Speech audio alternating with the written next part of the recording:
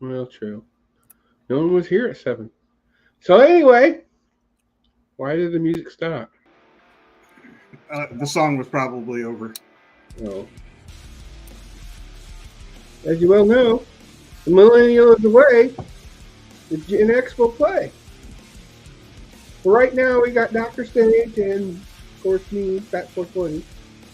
Given well high, everybody else might come in later. Who knows? It's the weekend. We can party, we can drink. And it's super nice out right now. I should be outside. I've had my window open all day long. A little fan blowing me. So. Whoa. Yeah. We're not talking about fans blowing you. Oh, okay, that kind of a fan. A little fan. No. The only fans up at my way is a couple guys, and I'm not a, I mean, no, they can do that if they want to, but I prefer innies instead of outies. So. Whoa. Anywho. Oh, okay. I hear us on the phone. Yeah, I was just sharing the show. Right. And it's like, whoa, why am I hearing an echo? And it's on my damn phone. Yeah. So that's why I was hearing an echo. I understand. I do that too sometimes. But like I said, today's a weekend. We can party, whatever. Beautiful day. It sounds like it's going to be beautiful this whole weekend, according to at least up here. I'm not too sure down your way, so. I'm not really sure. I haven't looked at the weather. As I said, I've been pretty busy here for the past couple of hours running around. And I was obviously late coming back into the show. I had to get down to the gas station and get some alcoholic beverages, some stronger ones, because I was really expecting to have to deal with like 3 stoners up in here today. So thanks for the reminder. Yeah. Oh, what can I say except you're welcome? No, really. We're going to have a surprise guest. Yeah, I was expecting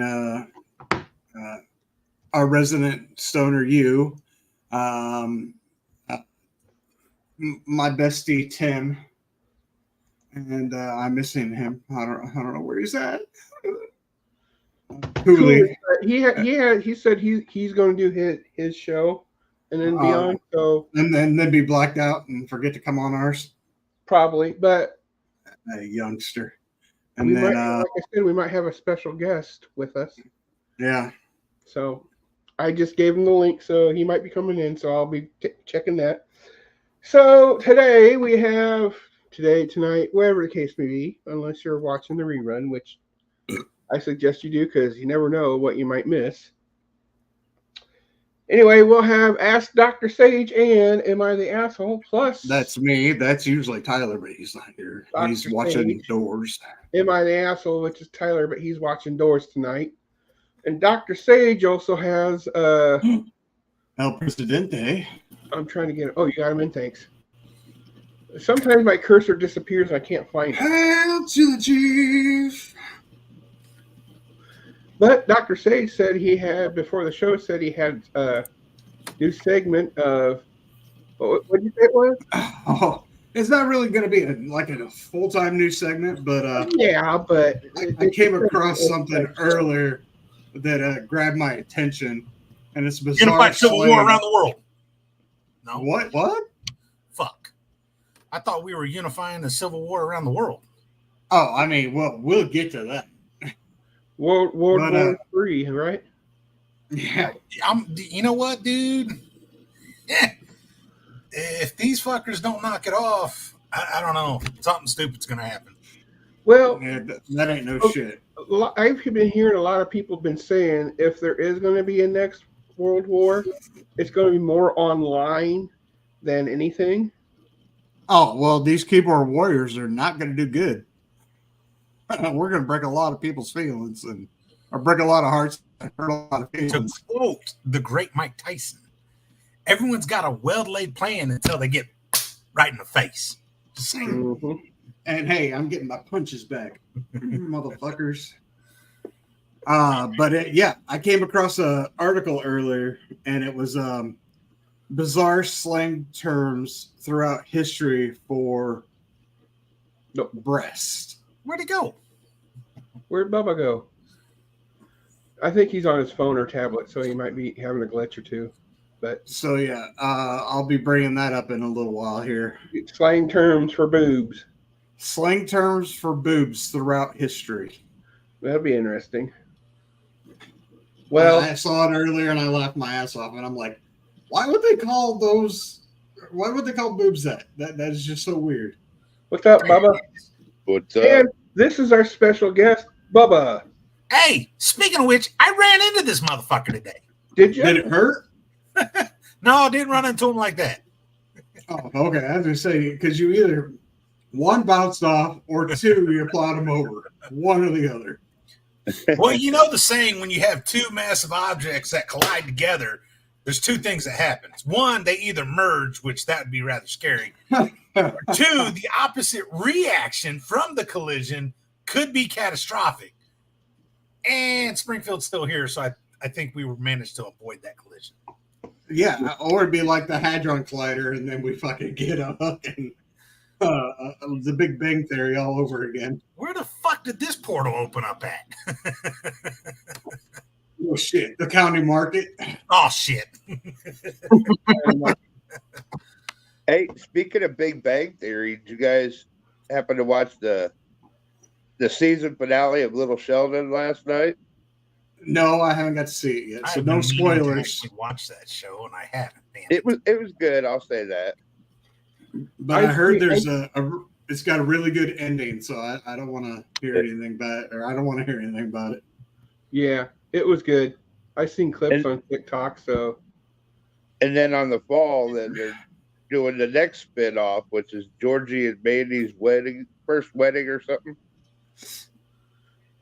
I heard they were going to do another spinoff series, and I hear Kaylee Kuko is supposed to get something, her spinoff from the series, leading up to her moving into the apartment building.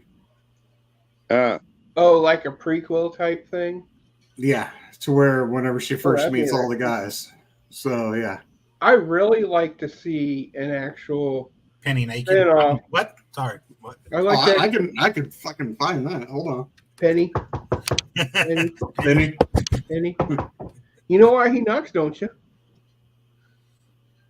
It's his like a Tourette's deal type No, thing. he knocks because he caught his mom and dad doing it. Oh yes, that was it. So he knocks 3 times so that way they can get prepared to cover up. But I'd like to see a spinoff of actually with Sheldon and Miam Bialik. What I can't remember the name. Oh yes, Amy and Sheldon, where their kids are growing up because at the end, well, I can't say it. Could you imagine the genius level of that child?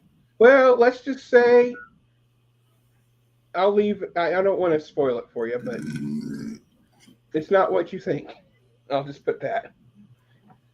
Oh wow. Okay. But yeah, that would be interesting. So did you got nudes of Katie? Katie Kaylee Kuko? Kaylee Kuko, maybe? Unless it's another Katie, you know. Do you know many Katies? I know a few Katies, but I mean, I was talking about Kaylee Kuko. Oh. I didn't know Kaylee Kuko had any nudes. I'll have to look for that after the show.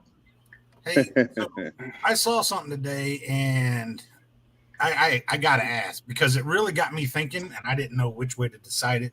But it only works if you guys have seen the movies You Got Served and Hardball. Have you guys seen those movies? I've seen Hardball. Okay, You Got Served is the one where they have the dance competition back and forth, and they do these dance battles and shit. No. Yeah, I've seen that.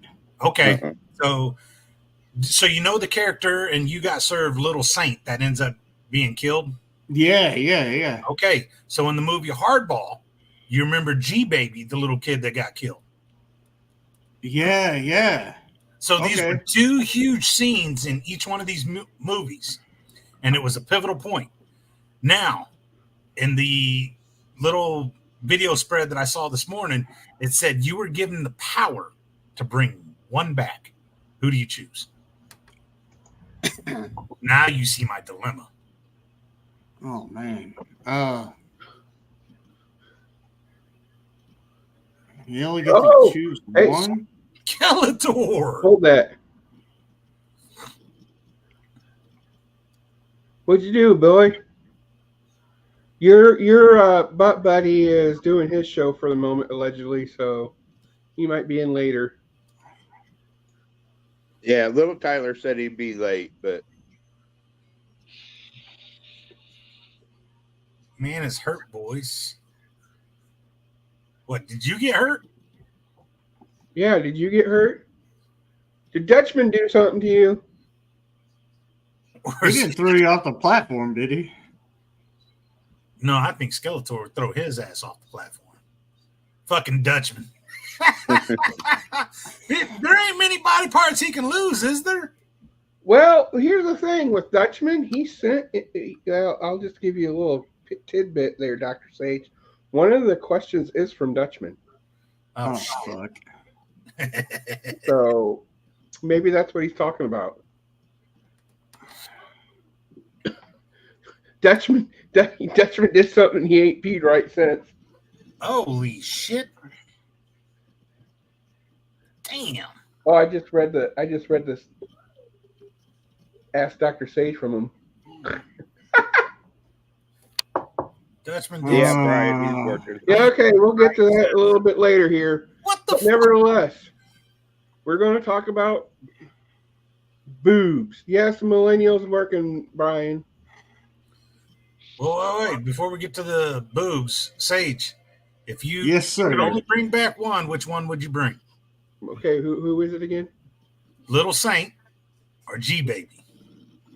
I have no clue who those two are, so I'll stay out of it. I'd probably bring back G-Baby. Agreed. I'm a baseball nut. Sorry. Yeah, and yeah. That hands down. I don't have to give any more explanation on that one. I'd bring back G-Baby. Yep.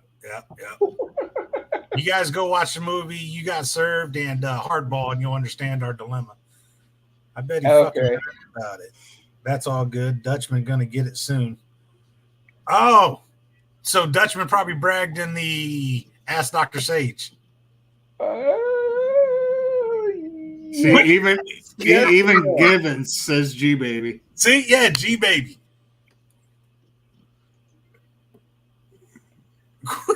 Hey, Bubba.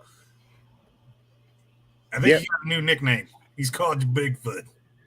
Bubba is Bigfoot now. Well, he's the missing link. What? That's better than the nickname I had on the another show. Bubba is a nickname from another show.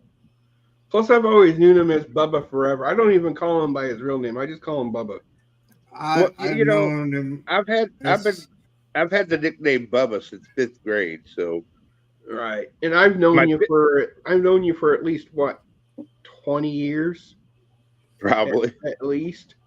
I could say the same. I think I've known him for about 20 years, at least that. Right, and he's always been Bubba. I've known his real name for a long time too. Right, but Bubba, it's that. But like one person in my life has ever called me Bubba, and I've wanted to punch him in his face every time he says it, and that's fucking Brian Ely. Uh-huh. And that motherfucker's almost always. Thing is with my name, unless you actually know me, everybody either calls me by Fat 420 or Mike. So I mean, I'll be out at the races or something, and someone goes, "Hey, Mike, what's up?" I'm like, "Oh, that's me." And neither one of them are your real name.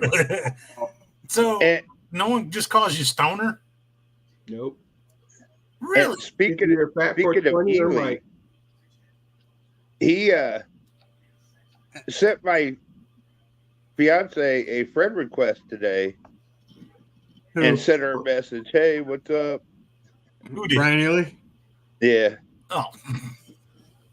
He's just trying to get some more pooty. Well, Hey, she says Skeletor. She messaged me and she's like, "Is he trying to hit on me or is he just being nice?" No, he's hitting on you. Yep. Hey, Skeletor, you would have loved it the other day. Was it Wednesday? I think it was Wednesday. No, yeah. No, it was last Friday. Right. Cooley jumped on here and he actually was saying he loves you, Skeletor. He misses you. He was doing all kinds of weird shit, dude. I think he's having a big old booty shake. And... Yeah. Oh, and he did twerking Wednesday. Yeah, he twerked for you Wednesday at the very end of the show. Hey, 420, put up that image of Cooley with his new haircut. Oh yeah. Wait, what? Cooley got a haircut today. No. Yeah, no, he told me that. He kept the pedo stash, but he told me little that. pedo stash. His makeshift pedo stash, but yeah, he. And there we go. There you go, Skeletor. He does. He's got the Dirty Sanchez fucking mustache. Wow. It looks better to me. Dude, it hurts to get a boner, man. Well, you're about to get one. Especially when you check out him twerking. There you go. Screenshot this. This is as big as I can get it, bud. That's what he said. That's true. I love how the other Tyler had to be in the background of that. Man, my boy looking very twinky. You gonna give him that feeling?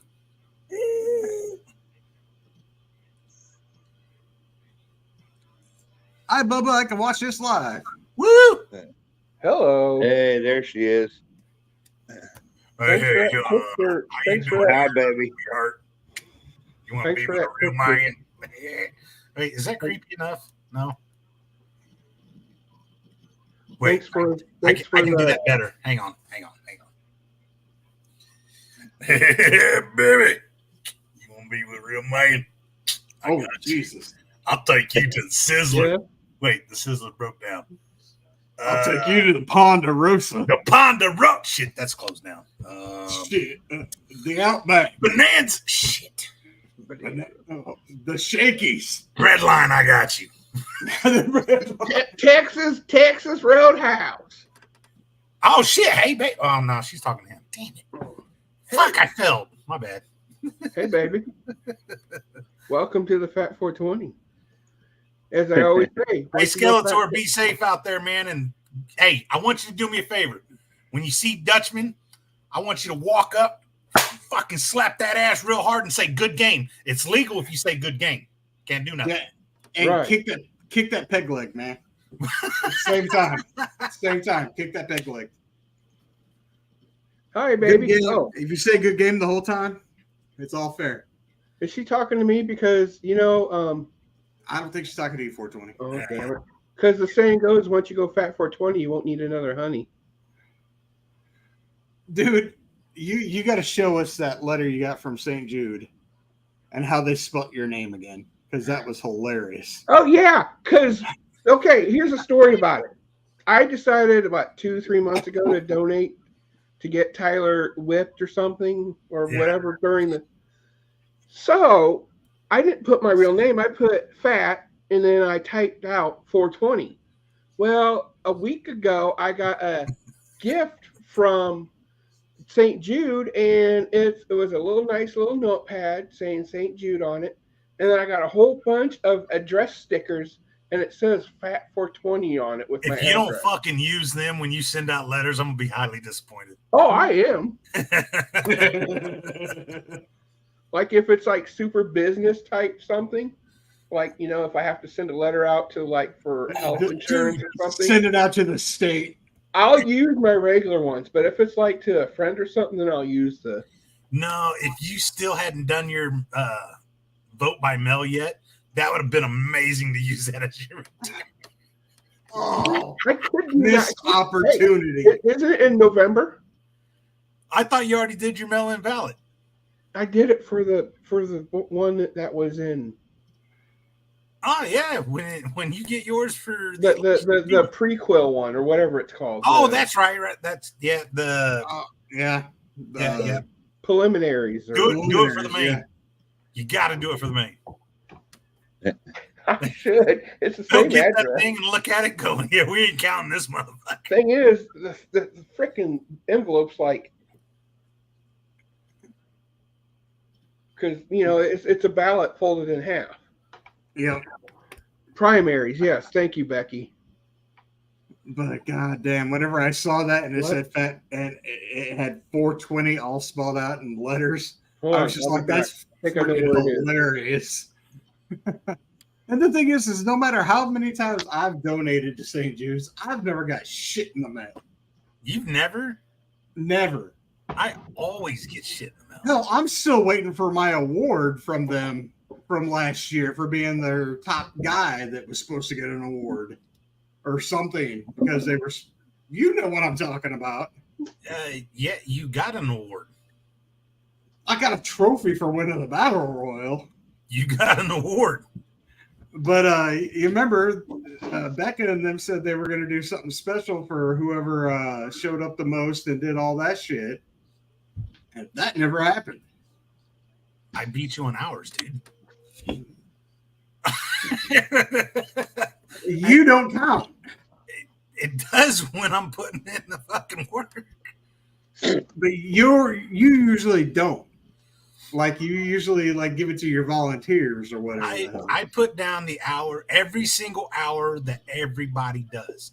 Now, this year they are doing something different, and they're doing hours for top people. That's what they were doing last year, and you told me this. That's why I was there. Hold on, guys. I'll be right back. Whose ass is on 420? Oh, that's AP? Hold on. I thought AP made that picture. Yeah, it's AP. Yeah, I can't find it, but this is a little notepad I got. Oh, yeah. I had them somewhere over here, and I don't know what I did with them. So if you follow the page, I'll find it, and then I'll post it on the page for y'all. Yeah, I'm in the middle of doing a podcast. Thank you, Corey, but like I said earlier, I only do innies, not outies. What? He's talking. I think he's talking about the ass that's on your. Oh yeah. Well, thank you. The ass that's on the background. Yeah, the background picture's Tyler. He's got a nice ass. He said, "Wait, put that nice ass back." There it is. Yeah. Actually, you know what? Let me see if I can. Do you got an enlarged photo of that ass? We can put that as the background of the show. No, that's what I was going to do. I miss AP. Yeah, no kidding. We haven't even heard from her lately. Oh, crap. I didn't save it. Way to go, dude. Wait a minute. Hold on. I got to look for it, guys, so don't worry. It'll be here. You'll find it. Yeah. Because I got to do this. Oh, there it is. I'll do that for now. I think I've got it set as mine too. Do you really? Save image as. Stop cam. Yep. Yeah, he does. I'm generic as fuck. Nothing. You could change that, bro. Yeah, but I'd have to save the photo, and I don't have the photo. But you've got other photos on your computer already to where you can add any photo you want. All you got to do is hit the 3 dots next to your microphone on your thing. I know. And then you can add any fucking photo. But I want AP's ass. Just like everybody else. Oh, Did she ghost the show? No, she didn't ghost the show. She just puts in hours and hours of work and shit. And she's got fucking kids. And I got kids, man. Well, there for a while, AP, in order to get by, was doing 4 different seasonal jobs, and she's gone to 1, and it's a pretty big job, and it pays pretty damn well. So it kind of, unfortunately, takes. There we go. Oh shit! There we go. Now it's up in the corner the whole fucking time. That's right. Because if I did it in the background, it's too blurred because it's cropped so small. Yeah. But it's Corey says that you got a nice ass. So photo. Amanda, the Millennial. Oh shit. Well, got in. He's guarding doors at his job. So yes, guarding doors. He's a door. And he'll be guarding doors next week, so don't be too heartbroken. Yeah. He'll be back next Friday, he says. So next Wednesday's show will be all of us again. So do you guys know who actor Dabney Coleman is, right? He was in 9 to 5, and I guess he was actually in Yellowstone, and he was in an older movie called Cloak and Dagger from like the 80s or whatever. He's been in a lot. The name sounds familiar, but yeah, Tim Gibbons says 9 to 5 Cloak and Dagger. Find a picture and put up of him. Anyhow, he passed away yesterday at 92 years old. oh wow. Yeah, next Friday will be from Tim's Garage. Yes. Do you guys even, remember that movie 9 to 5 with I remember 9 to 5. Yeah, he was the boss. Yeah. Oh, that'd be nice. Yeah, he's been in a lot of stuff, and he passed away yesterday at 92 years old. He lived a fucking long ass life. Mm-hmm. I got to thinking, I was like, well, if he'd have just made it a few more years, being on the movie 9 to 5, he could have made it to 95. All right, Givens just gave me a picture of the dude, so if no one knows who he is, it's right there. Yeah. So that's who the dude is that Bubba's talking about. Could have swore I seen him in more shit than that, though. Oh yeah, he's been in a lot of stuff. I kind of remember him now. It's just been a long time since I've seen a lot of these shows, so Let's see, 9 to 5, Cloak and Dagger, War Games, on Golden Pond, Tootsie. Shoot. Modern Problems.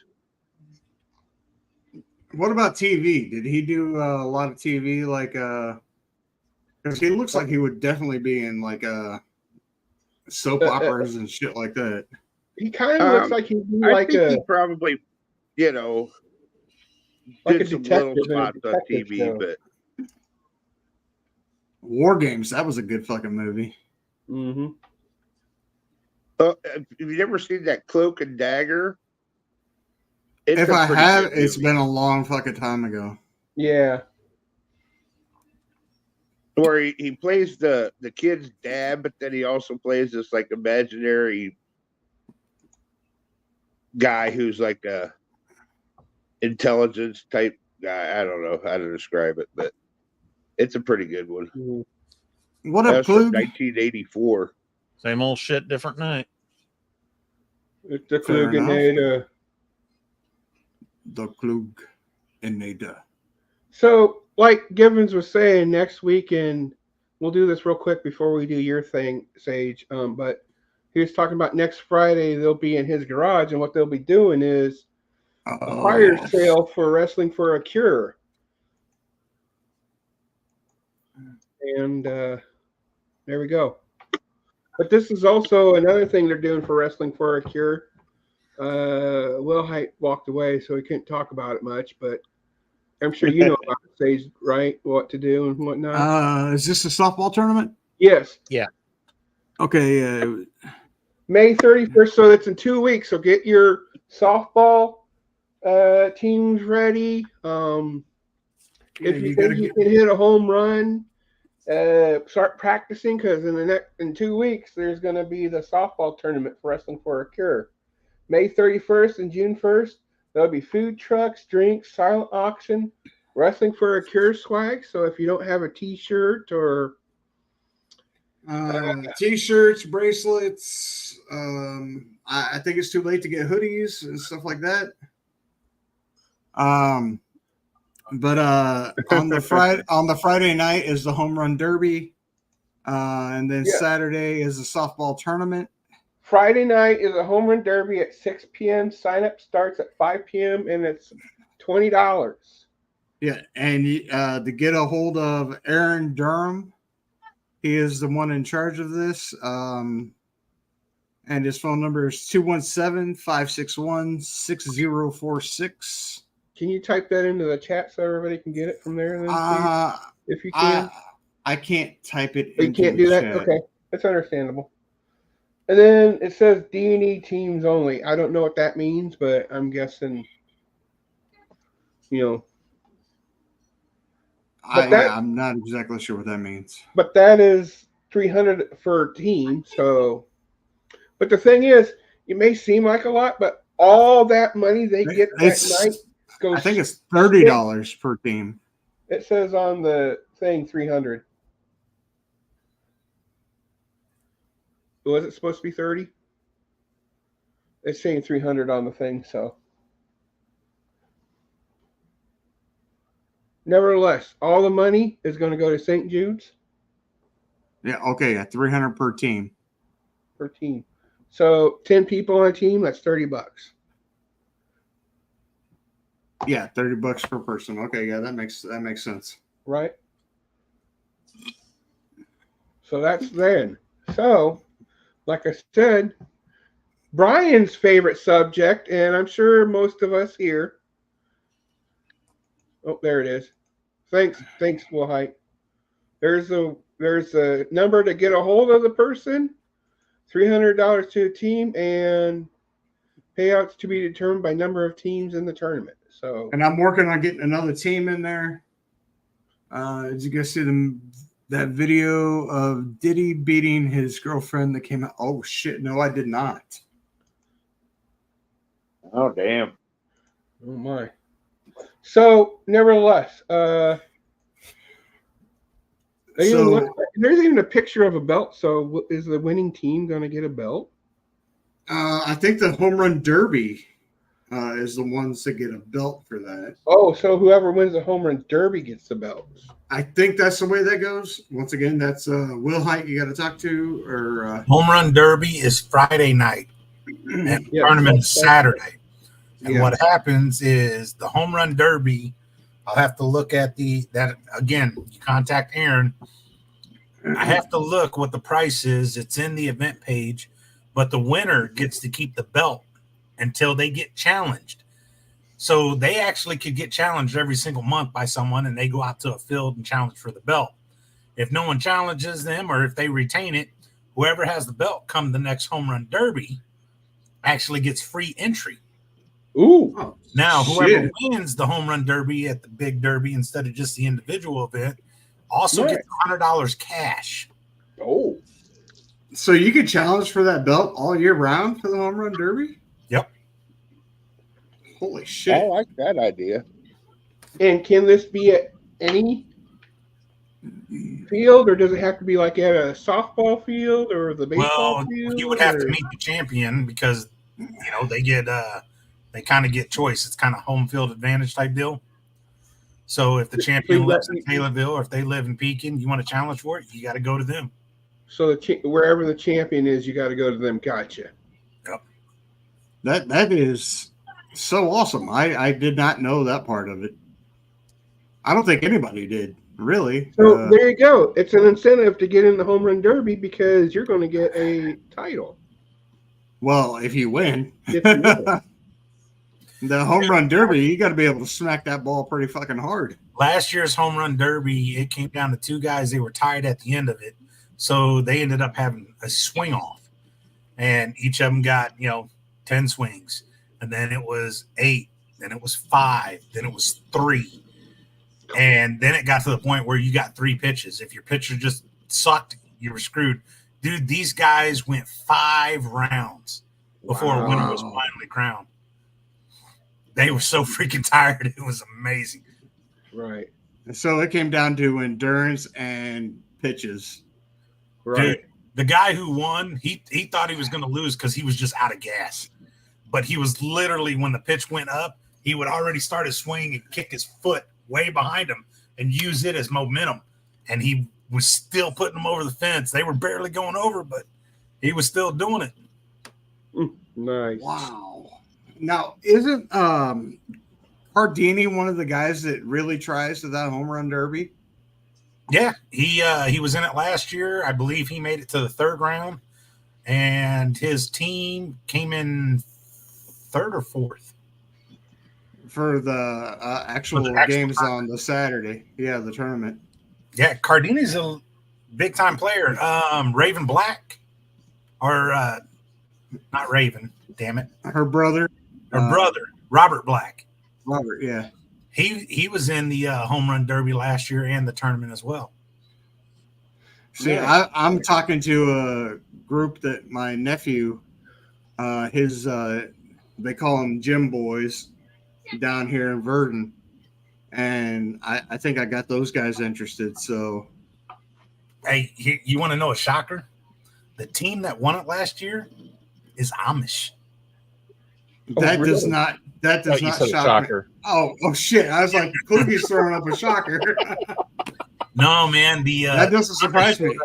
They showed up with two teams. They had their young team and when I say older team, I'm talking mid-20s. Did you say older or Yoder team? Older. Well, there were some Yoders there, but older.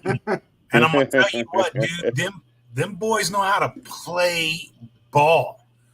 And dude, they don't have electronics. They're actually out there doing shit. I was saying, what else do they got to do? Well, I was sitting there and I was trying to think. They're farming and they're doing other shit. And Aaron was the one that told me. He was like, "No, dude, these Amish are legit. They can play. Like they get done with their chores and everything, and then they go and practice. They don't practice for an hour or two, dude. They practice for like 6-7 hours a day." I believe it. They'll go to it's dark, and dude, I watched them play some fundamentals, and it was no shocker. Some of them boys were able to launch that damn ball 450 feet. I mean, they're monsters. That's all they do is lift and Well, when you gotta take the hay and shove it up into the barn, they're raising barns without and machinery. Lifting barns and doing all that shit. Yeah, dude, some of the cracks off the back was sickening. I bet they make their own fucking bats. No, they got metal ones. Oh shit! Right. Holy shit! What do you hear? Something just exploded outside of town. Oh, maybe it was a ghost. No, an Amish just hit something. One of the home run balls landed in Thayer from Arthur. God damn it. What? Hey, Brent, man, if you know a good team, dude, bring them. Let's see what they got. Yeah. That's right. Bring your team. See what they got. Prove them wrong. All the way up from Missouri. Why not? Yeah, get a hotel. Stay the 2 nights. Come on. Right? There's a decent couple motels in Taylorville, believe it or not. Actually, Taylorville's growing. They got plenty of opportunity to grow. Mm-hmm. So, you got that list ready, Sage, of I can get that list ready. boob names? Hey, I'm going to shock you guys later. There's something with Biden that I'm actually agreeing with. What? What the fuck? What? You just shocked me by saying that. He's looking at declassifying weed. As much as I love weed, I still ain't going to vote for him. Oh, hell no. You shocked me. Oh, my fuck. So, well, I just saw something else, too. A thing about Biden that fucking threw me off. And black people are calling him a racist for it. His own vice president did that when they debated. Well, he's been racist ever since he's been in office over 50 years ago. Well, the thing is like he's just put out a new freaking campaign ad or some bullshit, and it shows him sitting down with a black family eating fried chicken. Wow. And they're all like, the black people are like, you guys know that if Donald Trump shared this same style video, you would call him a racist for this. Why aren't you calling him a racist? And this is a black dude sharing the video. Right. And I'm like, wow, dude. That's fucked up. So, boobs. Boobs. Something Brian's interested in. Well, I'm sure all of us are here. Okay, everybody on this screen is interested in that. Yes. So, you mentioned earlier that these things were names that boobs used to be called in the past. Yes, this is bizarre slang terms for breasts throughout history. Oh, right on. Okay. 1. The dairy farm. I kind of actually heard that one before. 2. And this is by Henry VIII. Henry VIII. He used to call them duckies. Duckies. Well, that makes sense for Gibbons then, because he says he likes rubber duckies. He loves rubbing them on his penis. So, and the reason behind it is because a woman's bosom is soft, like a duck's head. If you squeeze a duck or a breast, you'll be surprised by a noise. I don't get it. Yeah. Whatever. I love rubber duckies. I rub them on my penis. And there you go. Another one. Big brown eyes. Big brown? Well, I guess I can see it because if the nipples and areolas are like super brown, so. Now, this one here I remember from Jerry the King of Lawler. He used to say this one a lot. Puppies. Sweater puppies. Sweater puppies. Nice. Yeah. Is knockers on those list? I'll get through the list here. Okay.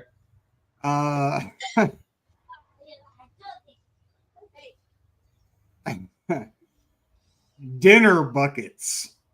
Dinner. Well, I can see that. Kids. After a long day of working on the farm, what man wouldn't want to come home and immediately get to munching on dinner buckets? Well, yeah, he ain't wrong. Delicious, I guess. I'm unsure how I wouldn't feel about a piece of literal meat if a man called my bosom this term. Meat bucket. This one here's a little fucking weird. A bag of snakes. Bag of snakes? Yeah. And the description says, puppies, okay, I understand. Snakes? No. And I don't understand because it doesn't give any kind of like reference as to why it was called a bag of snakes unless the only thing I can think of weird ass titties is if they squirt, like when you squeeze on them, because you know how a venomous snake, squirts its venom out. Maybe, yeah, that could be it, but that's one of the things. Another entry for that would saying that a sagging breast, but if it were captured like a snake, it'd be all over the place, weighing down the hypothetical bag. I don't know. Another term back in the day used was lung warts. Lung warts. Lung pimples, lung warts, lung corns, all the same thing. Oh my. You don't want those pimples to pop. Well, that just makes boobs appetizing, don't it? Yeah. Apple dumpling shop. Apple Dumpling Shop? A place that provides warm pouches of goodness that is only open during certain hours. Yep, that makes sense. Since the term apples was used for breasts during earlier periods. Oh, what the fuck? The 1800s. The upper deck. The upper deck. See, This one may be a compliment. It's best part of the boat and the body. Yeah. However, I don't like what that implies for the lower deck. Upper deck is the boobs. Lower Well, there's deck. a reason they call it the poop deck, right? Oh, and then you got the poop deck. This one here, I will always stand behind. Num nums. The word means a delicious soft treat for a child. I'm sorry, but please run if anyone calls your breast num nums. That person has their mother's stuffed in the attic somewhere. That's fucked up. Cans. Breasts are like cans. Mm-hmm. They keep well and they are hard. And they make clunking sounds when they move. What the fuck? What a horrible... Oh, the Dutchman is in here? Ahoy, best damn podcast. We will get to that, Dutchman, but right now we're talking about boobs. Hey, Dutchman, I'm supposed to give you a message from Skeletor. Fuck off, you fat fuck. Okay. This one threw me the fuck off whenever I read this list earlier. Mm-hmm. Apparently, back in the day, breast and boobies and all that were also referred to as cat heads. Hat heads? Cat, like meow. Cat heads. Well, it makes sense since the pussy is in pussycat, pussy, you know, it's top of the pussy, so cat heads, so. Okay, here's the description. Presumably, some men got scratched after being too forward. Thus, the name cathead stuck. Yet, I wonder what life would be like if I had cats stuffed in my shirt. Would they fight? Could I get more days off of work when they're swollen from hormones? Oh, geez. To get them to the vet? Would catnip make them go insane? There's so many questions that no one can answer. Mm-hmm. And yeah, that's the end of the list. But yeah, that threw me off a lot. And I did laugh quite a bit while reading that list the first time. That sounds pretty interesting. So I thought I would bring that on here and read that to you guys because since we heard that one, that was really cool. What other names have you heard called boobs? Fun bags, breasticles, melons, casabas, Hooters, headlights, maracas, milk jugs. Oh yes.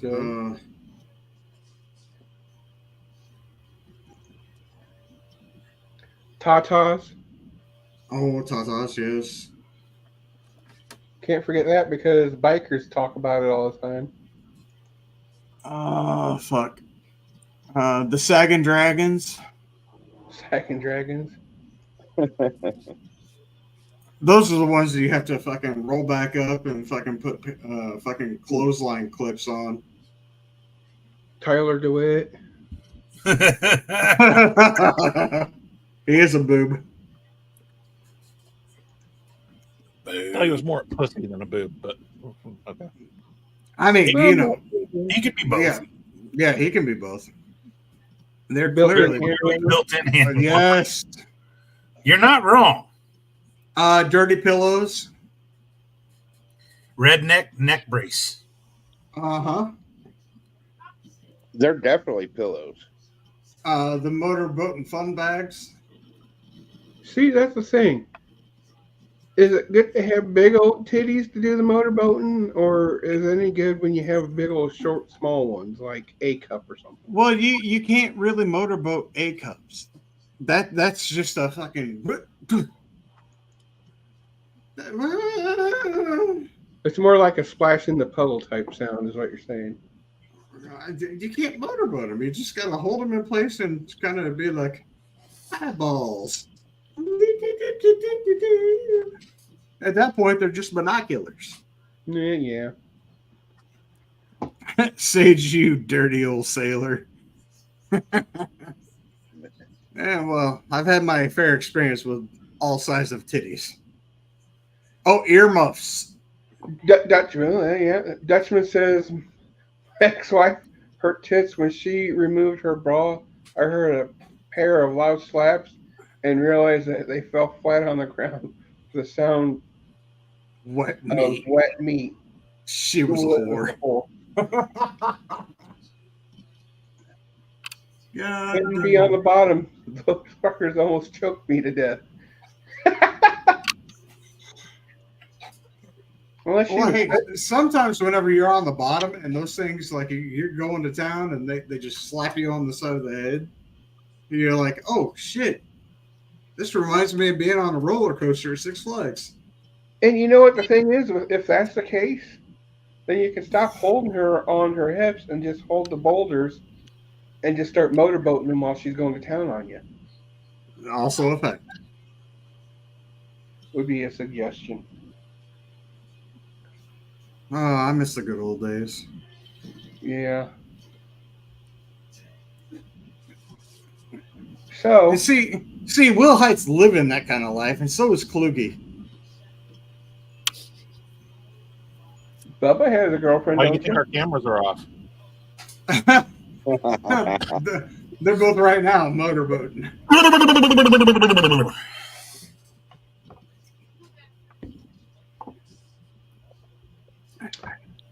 So now that we talked about boobs, do you want to do your questions now, Sage? Yeah, I can do questions. All right. Ask Dr. Sage. Yeah. All right. I'll be back in just a minute, guys. I gotta get out of this chair for a second. That's all good, Bubba. I understand. All right. There's that. And we got to go down to the music.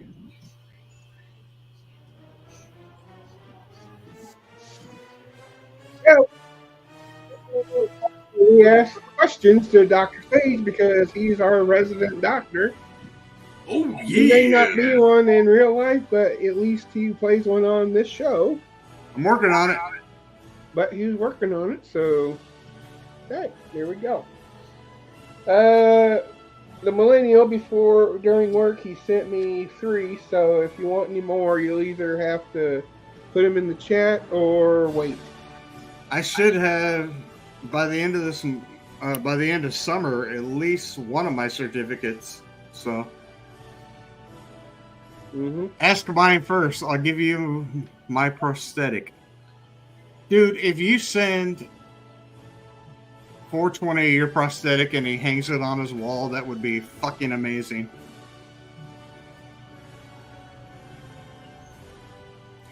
Actually, let's do this one first. Oh, you don't want his prosthetic? Not right now at the moment, no. Especially if it's his penis. So, Dr. Sage, I've had a lot of sleep issues lately. Not lacking sleep, just sleeping way too much. I have no idea why I oversleep so much. I do smoke weed, but do you got any ideas why I have sleep issues? Signed, a listener. You're sleeping too much? Yes, that's what they're saying. They're sleeping too much and they don't know why. Well, you might have too much going on in your life to where you're sleeping too much, or not enough going on in your life.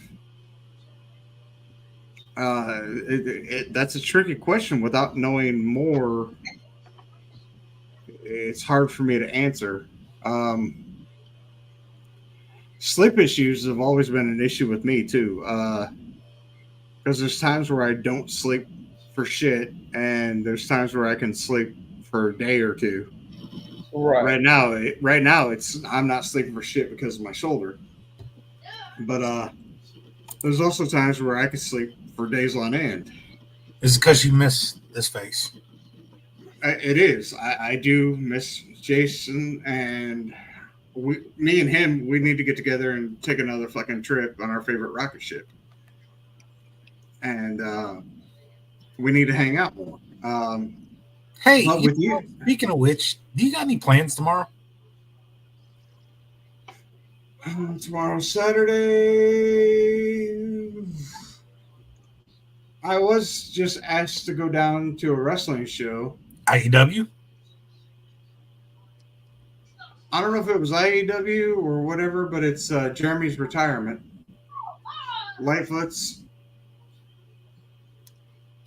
So I was asked if I was wanting to go down to that. And I'm not sure if he's at CHWA or IEW. I'm not sure which one it is. I think it's CHWA.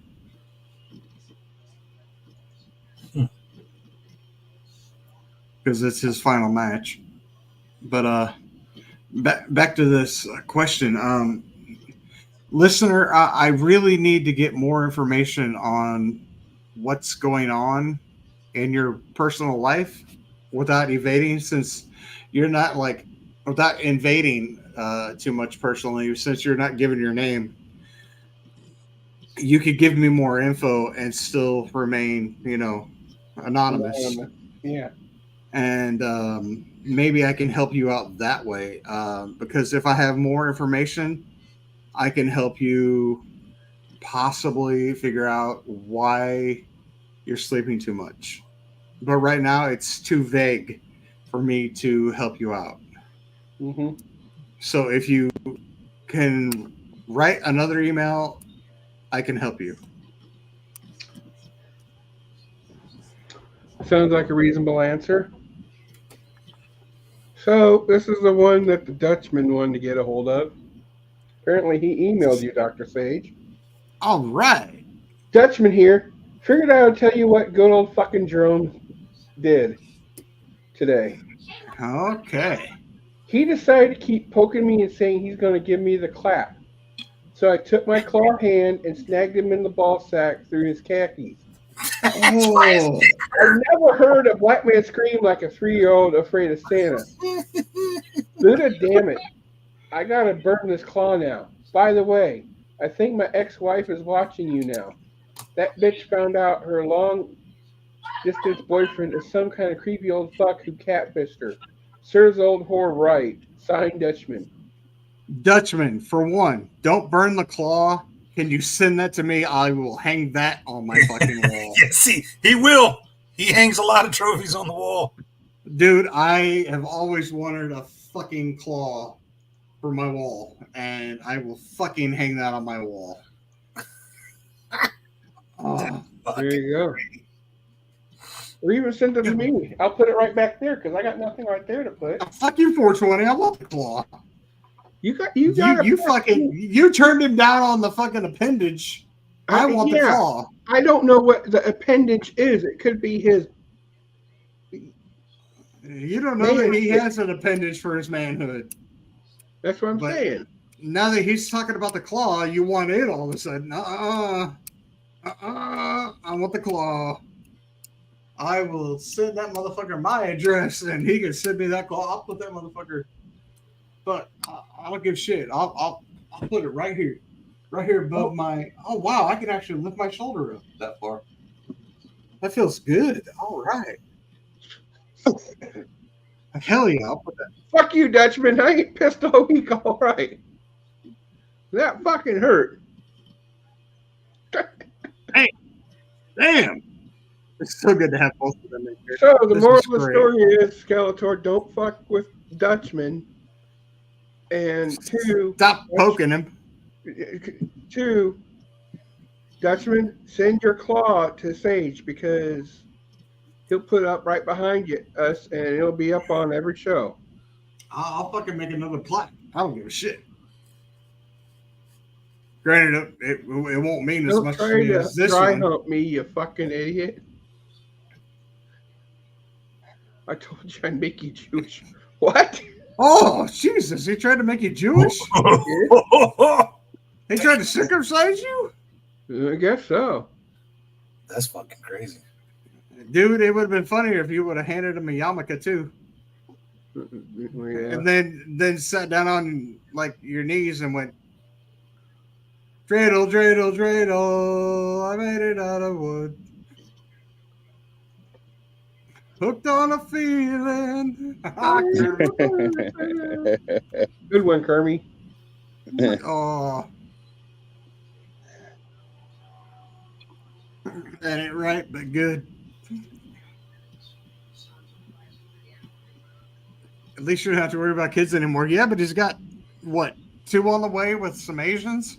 Yeah, like about a month ago, he said he did some Asians, and he wasn't for sure if he was going to have kids or not. Yeah. Oh my. So got them both pregnant, dumbass. hooked on a feeling. So the moral of the story, like I said, the moral of the story is don't fuck with Dutchmen. Ma, you're gonna get it. Sleep with one eye open, because snitches get stitches. Well, it sounds like you're gonna have stitches here soon, Skeletor. And not only that, but Dutchman does sleep with one eye open. Yeah. Hey, Does he have an eye patch? so I got the list for everyone that's in the home run derby so far. Oh. The champion, Mitch Smith. He's the one that won it last year. Right on. Brandon Winkler. That dude's got pop. Cardini. Ben Loftus. He's got pop. Steve Toberman. That's a monster. And Nick Rogers. Okay, well, I'm working on getting you some more people, so I'm going to hopefully hear back from them here pretty soon. Or your boy, Aaron, will hear from them pretty soon because I've gave all the information, just waiting to hear back from them. Or Aaron will hear from them, one or the other. Did I send you? No, I didn't. Damn it. How dare you? I know. What a fucking prick, right? I know. Hey, give me just a second, guys. I have to run and grab. You got he has to pull a Tyler. I have to pull a Tyler and what? You said you had to go pee. No, I said I have to run and get a couple beers. Oh, well. They're in the refrigerator, motherfucker. Don't fucking compare me to that door watching bitch. Usually, if you're a real Gen Xer, you'd have a cooler beside you. I'm out of ice. Well, if you had a Yeti, you wouldn't need to worry about an ice. Well, I ain't got a Yeti. I've got a mini fridge here on my desk. Well, I'm sorry. There's already like 6 mini fridges in my house. I don't want one in my room. There's my mini fridge. That looks like a fireplace, bro. No. That's the fireplace. Oh. That's the mini fridge. Oh, by the TV. Of course. Fair enough. I'll be right back. I'm just going right to the garage. And you said you'll be right back. If this is a horror movie, you're fucking done. I've got a gun and a knife. I'm good. I'll be right back. Okay, you'll be right back.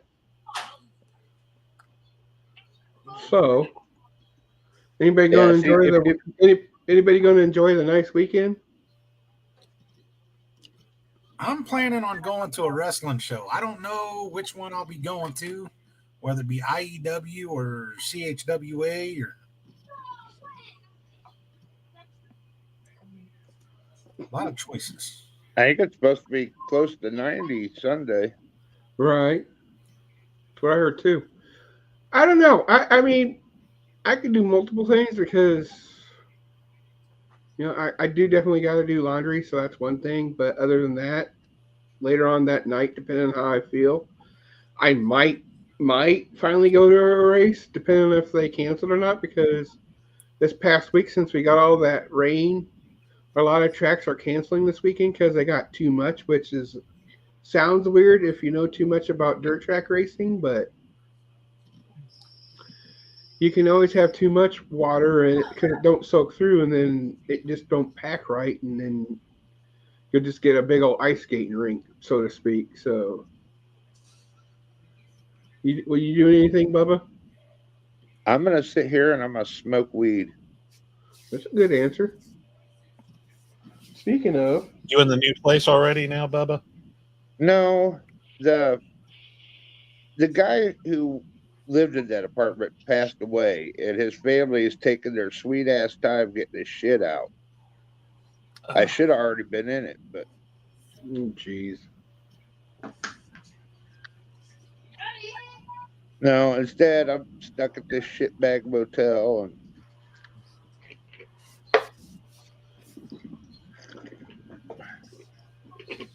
Well, it could be worse, Bubba. yeah.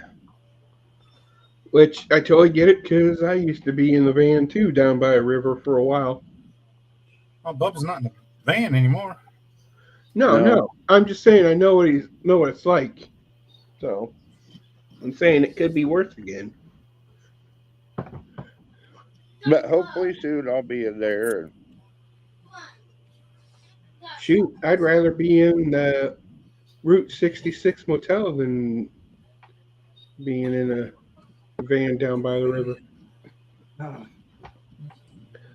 Oh yeah. It pretty much took over when the Bel Air was demolished.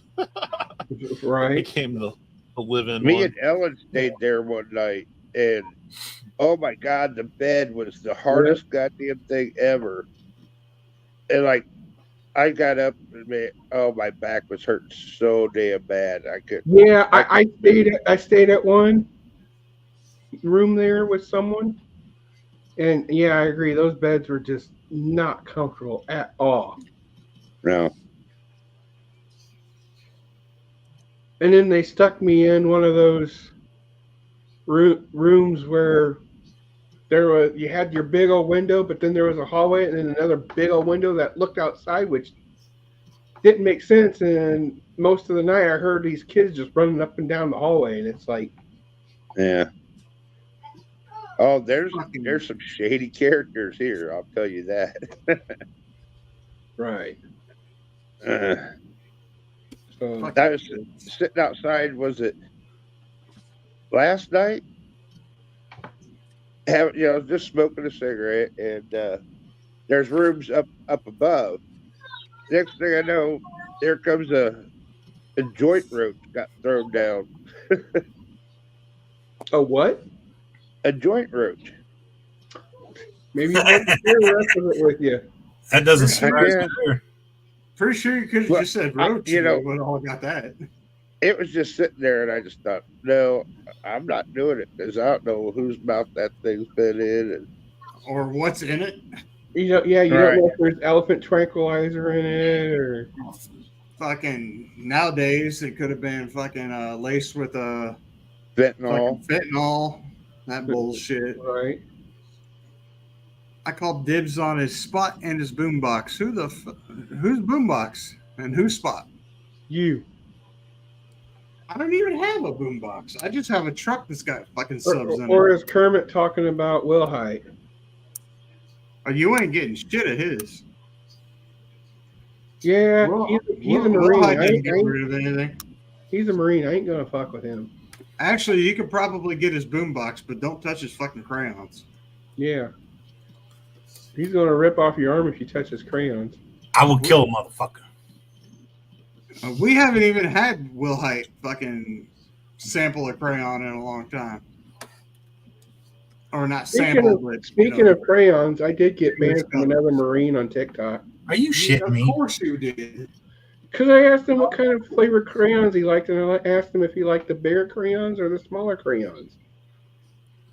It's always the small ones.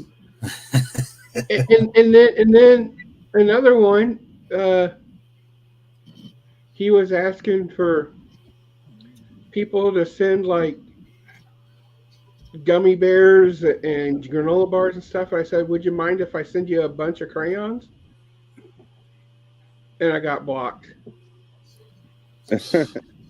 Okay, that dude wasn't like a fucking true hardcore Marine. If he was asking, we embrace that shit.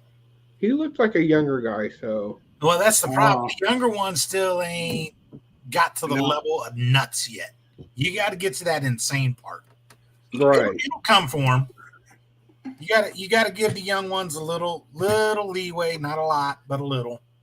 I did read something on the interesting side about this, about how all the branches of the military and how much they spend to do things and whatnot. And the Marines has the lowest spending. Dude, we get the lowest shit always.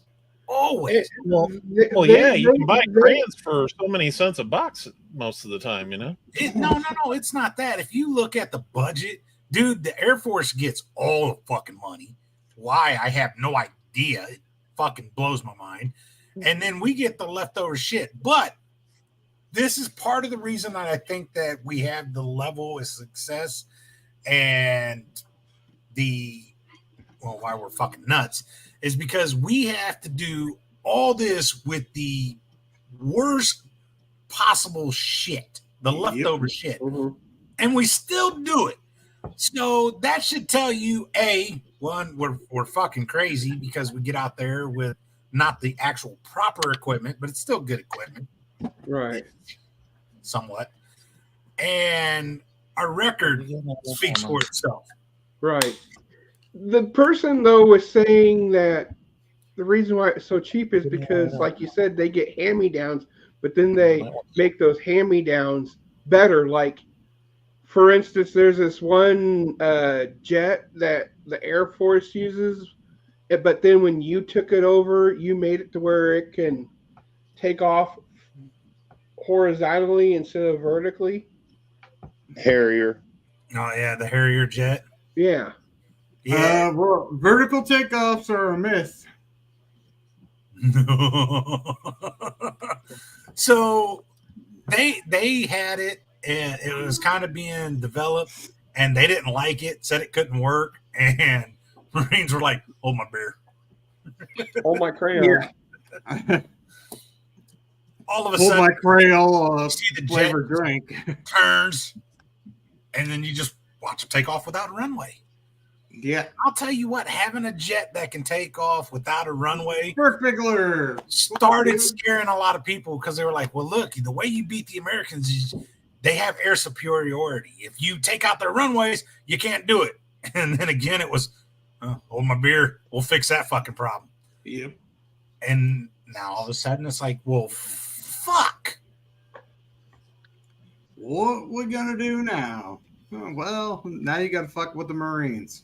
Mm-hmm. You want to do that? No. I do love how a lot of these nations hurry up and spend millions upon millions to billions to counter something that we have. And then all of a sudden, it's like, hey, they're almost figured out how to counter this. All right, well, let's figure something else out. So then they come out and they do this big spectacle. They'll have this whole big, because if you look at other nations, they'll march their entire military out. Japan, Korea, or not Japan, China, Korea, Russia, have these big military fucking parades. Massive parades. Like, this is what we'll do. We're now equal. And then America will do like this little press conference and be like, that doesn't work because we got this thing. And all of a sudden it's, what the fuck? Dude, we literally have a jet that is yet to shoot down something. And the reason being is because it's so fucking advanced that anytime we start to take the chain off and let this motherfucker loose, where you going? I thought you wanted to fight. Yeah, the thing is like about their little fucking marches and their formations and all this shit, and every time they put them on parade, it's like, oh, that's cute. You can do a dance. And you can march, just like, Hitler used to do with his troops back in the day. Have you seen this? Dude, our Eagle, Hornet, and Falcons are deadly. Nobody wants to fuck with our Raptors. Stupid deadly. The fucking Raptor is the one that scares the shit out of everyone. Even our allies are like, hey, can we buy a Raptor at 2? No. Dude, I heard that those actually have, like, if they actually do possibly get shot down, they have a complete self-destruct in them to where they will be blown completely to bits to where they cannot be put back together. Oh, well, yeah. Dude, it's... I don't necessarily think that it's explosives, but it's incendiary to where it burns the inner components. So if it was to get shot down, which, dude, you've got to have some amazing technology or a fucking damn good pilot. The problem is, I think we got the best pilots. I'm not dogging other countries. They got some good ones, but you have to get to one of these before you can even do it. But if you shoot it down, I do believe one of the things it has is incendiaries to actually kill and burn all the components inside, so you can't reverse engineer it. But Corey says it right. Them boys that are flying Raptors are itching to get a fucking kill. Here's the sad thing, though. Like I said, the Hornet, the Eagle, the Falcons, they are literally still getting their kills and running people off. So the Raptors don't even get a fucking chance, man. They're literally just flying around and just like, oh, there's something going on. We're going to... And they're already gone. Pussies. First time a Raptor gets a real kill, it'll be all over the news. That pilot ain't going to shut the fuck. I got one! And it'd probably be the shortest-lived dogfight in history. So the saying still goes, don't fuck with the U.S. when it comes to air strike. And a lot anymore is the drones that, don't even have an actual pilot. So. Oh, speaking of drones, there's this country that's training eagles to make it to where they think drones are prey or something to eat, so they'll attack the drones and take it down to a safe area and then leaves it. So, like, if there's drones flying over from another country, like to spy or something, then they'll take the eagle off, and the eagle will grab it and destroy it, basically. Well, I mean, these drones are, the military uses. They're relatively big. It's not like they're the size of a fucking Mini Cooper. I think what he's thinking about is the not the actual warhead drones, but the ones that are spy surveillance. Yeah, spy surveillance. Maybe surveillance drones. That one it can take out, but the other ones that actually deliver a payload, they wouldn't be able to touch. No, they're talking about the spy drones. But those are still the size of a fucking Mini Cooper. What I get sick and tired of is the drones that the Houthis are constantly shooting off. Dude, none of these should be able to even get close to us. But the fact that we're still letting them just pop off shots and not blowing up the area right away that they come from is pissing me off. And it's because, we don't want to escalate. If you don't do nothing and they continue to shoot more and more and more, isn't that escalating? I don't know, call me fucking weird, but that to me is escalating. Mm-hmm. Yeah, it sounds like it. I mean, yeah, call me stupid too, but I mean, it sounds like it. You can say what you want, but Ronald Reagan did something real, dude. Like, he was the president that was really fuck around and find out. When you did something, he fucking responded in full force. Oh shit, maybe we shouldn't do this. Just fucking saying. Love or hate fucking Trump. That one big military leader with Iran kept fucking around and kept planning shit to go after American tourists. And what did he do? He dropped a fucking precision-guided missile on his fucking car. Yeah, that is one of those. Whoa, wait a minute now. These motherfuckers can get me while I'm driving my car. Yeah. But it was bulletproof. It ain't missile-proof. Nope. Right. So what did Iran do? Well, they can't look weak. So they had to shoot. And they shot at a base that we had military personnel. Here's the thing that people don't realize. And everyone went after him. Who's going to start World War III? No, motherfucker. Do you know what Iran did before they shot those missiles at that base? Hey, America, we're going to retaliate. You need to move. Whew. They gave us a warning. They made themselves look strong to their people, but they didn't do shit. Right. So, hey, we're sorry, but we're going to attack your base. You're telling us your chest move before you make your chest move. Yeah. So, what? Right. Okay, that's like rolling your dice before you roll your dice. You know, I want to just what your dice are going to be. You're fucking stupid. Balls. That's all. I want a leader with balls. And Trump has balls. Trump's got balls like a motherfucker, and so do you. I just want to lead. Now it's funny. They will fight each other in the Capitol building. That was a fucking embarrassment that happened. They'll fight each other in the but yet overseas, and they talk shit about it. It's like, it's okay. We don't want to escalate. Excuse me. You know what? We need to find out what Jose's up to. What? Who? Me and Wells' dear friend Jose. We need to find out what he's up Jose, to. yeah. I haven't heard from Jose in a while. Neither have I, and I've messaged him, and he has not responded, so I don't even know where he is at. Yeah. I do know that he was wearing a Trump shirt. He might have got deported. Just saying. We're not deporting people. Well, if you're a Trump supporter, they will. Yeah. I need to get a hold of him, too, because I ran out of the good Mexican weed he gave me, so.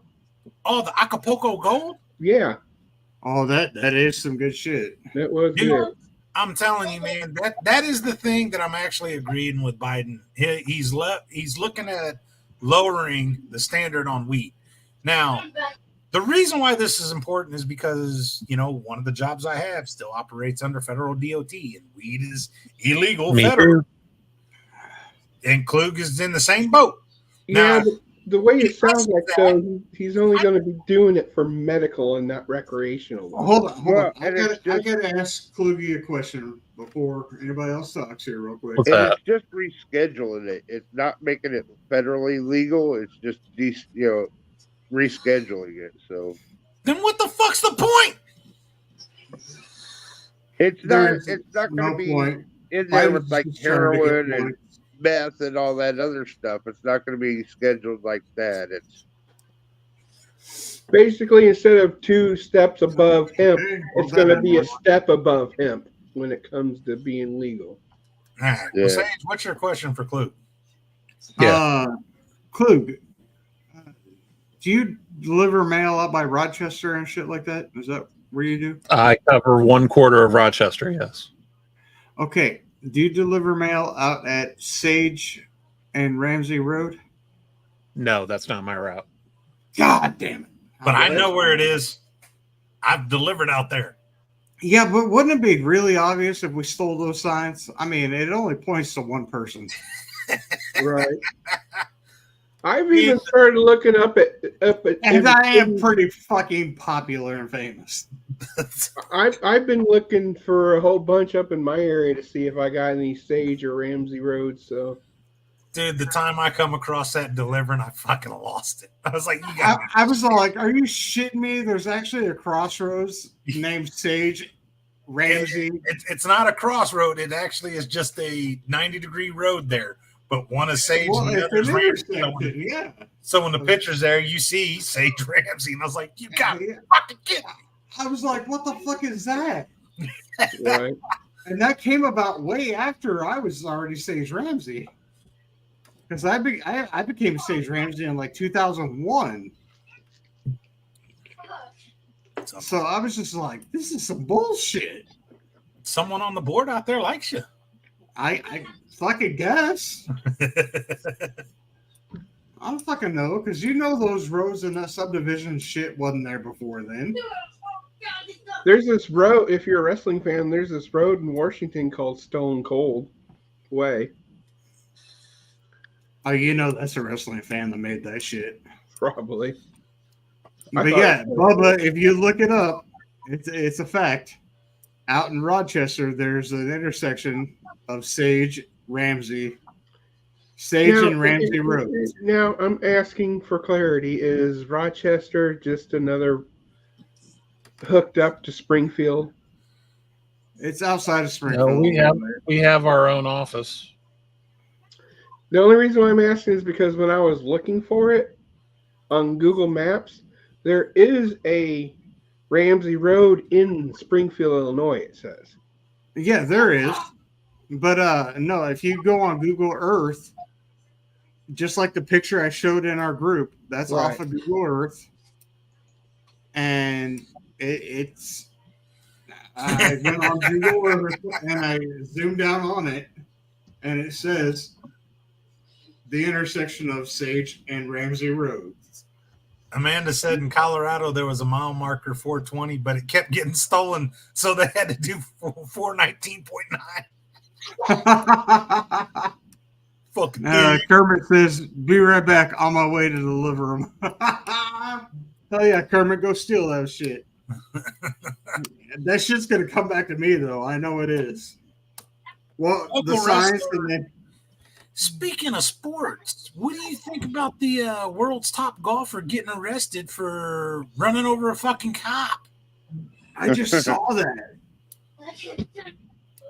I want to know, there's got to be more details to it. I understand that the cars are marked so they know, and he says he was driving around, and he says that it was confused, it was dark, it was rainy. But, dude, the cop's wearing a bright yellow reflective jacket, and he's screaming at you to stop.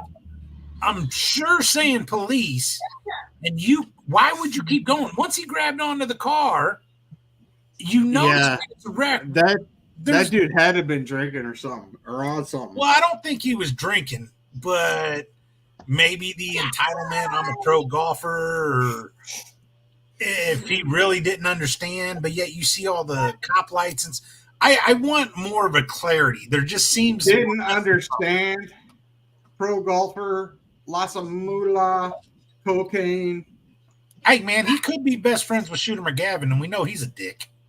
Hey, they just announced that Netflix is going to get fucking... Happy Gilmore, too. Yeah. And I cannot wait for that.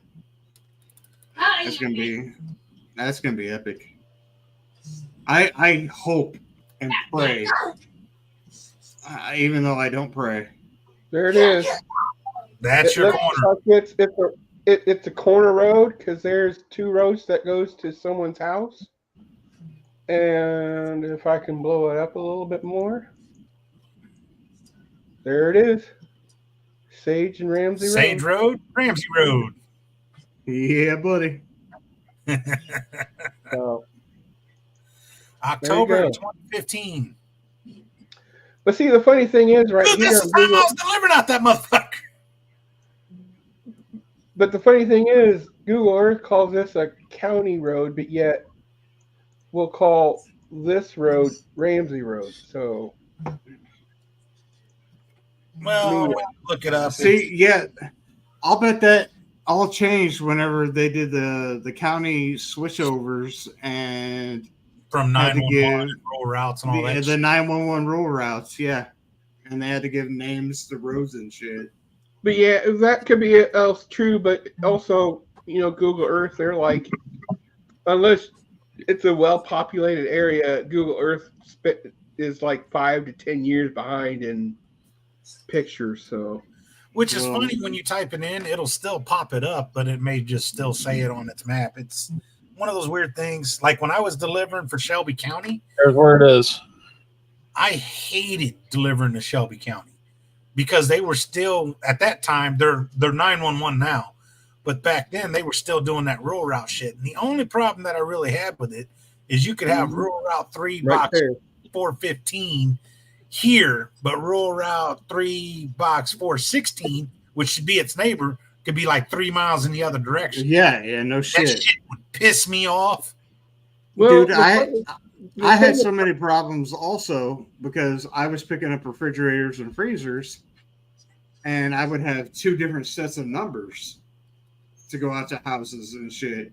And that's when the 911 system was changing and shit. So I dealt with the same shit you guys were dealing with. It's weird because the apartments where I live, technically, we're out in the country. So each apartment has its own address, but we still got to put our unit number or our apartment number on it. So and it's like my house address here and there shows up sometimes as an Auburn address. Mm-hmm. Because we're technically Auburn Township, but we're there. Yeah. So it's fucked up. They're cutting some of that out. Hey, where was Hunter Lake supposed to go? You guys remember? Hunter Lake. I honestly don't know.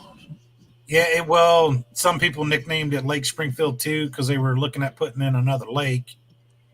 Lake Springfield 2 and Hunter Lake was supposed to go somewhere over by Chatham, I want to say. Which is funny because part of Springfield Lake goes to fucking Chatham, but yeah, but it was supposed to go closer to like I want to say like Taylorville area. Like, you know what really blows my mind? So between it, Springfield and Taylorville, I think so, right? Dude, is all the land that they actually bought starting for that and then scrapped the idea? Mm-hmm. Overpaid for a lot of that land. So my question is were they really doing it, or was this doing political favors for all those politicians and rich people that owned all that farmland for set aside? They were getting paid not to farm it, which now I think it's going to turn into probably solar. It should turn into solar farms. Dude, they're just constantly getting paid off that shit. Yeah, I think now it's probably going to end up turning into solar field. Good. Maybe I'll get my solar freaking thing sooner. That is not going to affect your solar. Yeah, I think way out there, I think that's Route 2 that does that area. Well, technically they're saying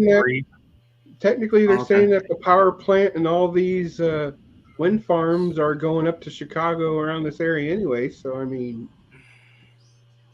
Well, it could affect yours if they do solar there. What he's talking about is community solar we should be getting soon.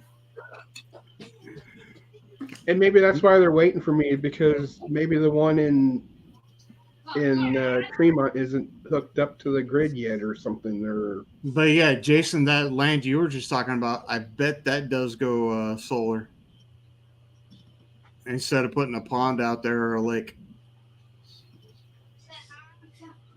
Because I don't see them doing a development property out there, but I could see them totally investing in solar out there.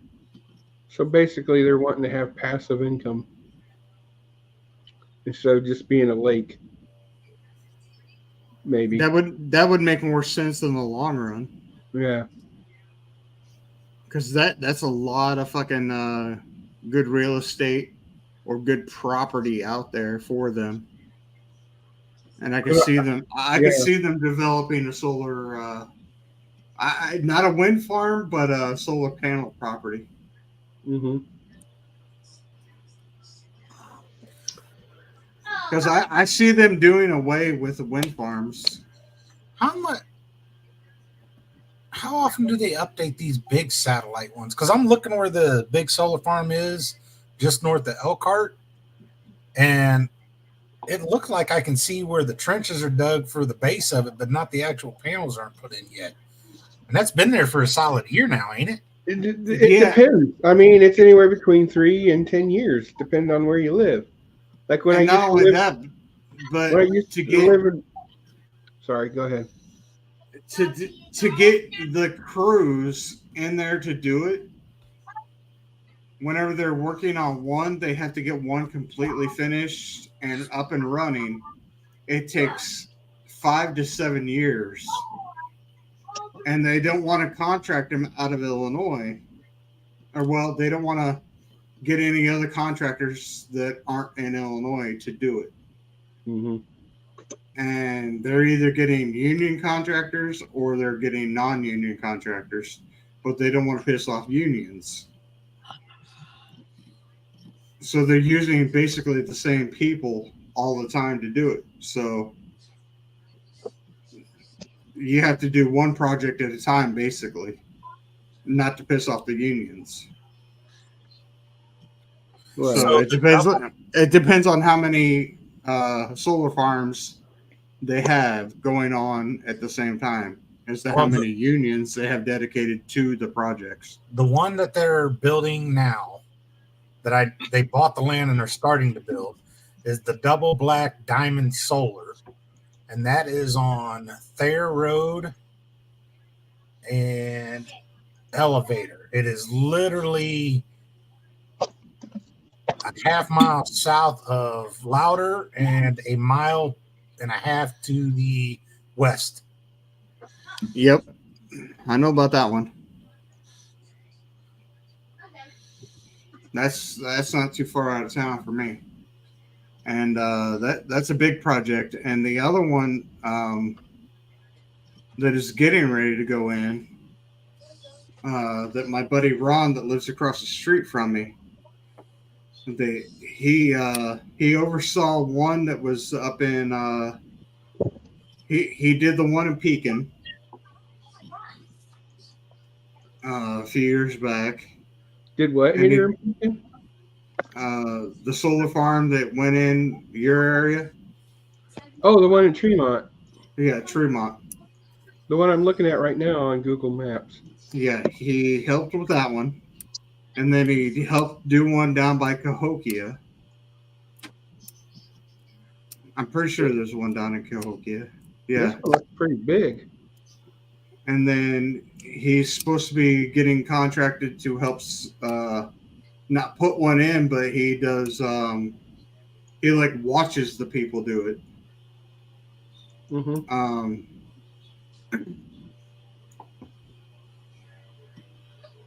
I want to say it's going to be really close to us.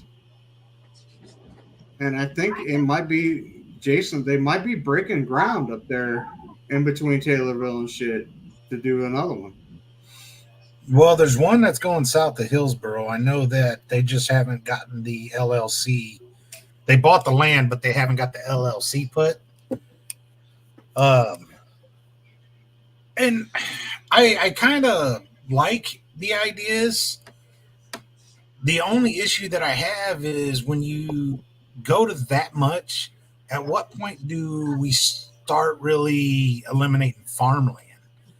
Now we have enough set aside in Illinois now that it's fine, but at what point do you max that out? We're going to be maxing a lot out because, like, right now, most of the farming that gets done in Illinois doesn't stay in Illinois, which sucks because, like, most of the corn that gets grown in Illinois doesn't stay in Illinois. Our corn comes from Iowa. Well, most of your feed corn goes out, but what I'm talking about is with the new solar farms that are going in. I do like that they're keeping most of it. When you first heard about it, was all going to Chicago. The power. Oh yeah, and Chicago was selling it to other states. But now with the companies that have come in, they're keeping it local. So like with 420 and me getting him on community solar, he's going to start getting a discount on his bill on top of what I already saved him. Right. And that power there itself is actually going to come from a local farm instead of it being shipped off. So right. I'm loving that new plan. Isn't that solar farm? Apparently, I'm getting high tonight. What, Bubba? Isn't that solar farm down around Coffeen? Just south of Hillsboro? Yeah, I think you're right. I know Coffeen. Me and Jason's just wrestled down around Coffeen. Remember that bar down there, Jason? When I was at that rehab place, we was me and another guy there. We would sign ourselves out and go take a drive just to get the hell out of there. I'd get out of there, go smoke a little weed, you know. But we drove past that solar farm there as see if they're working like all hell on it. Apparently, I'm not even smoking weed right now, but I'm about to get high. Speaking of,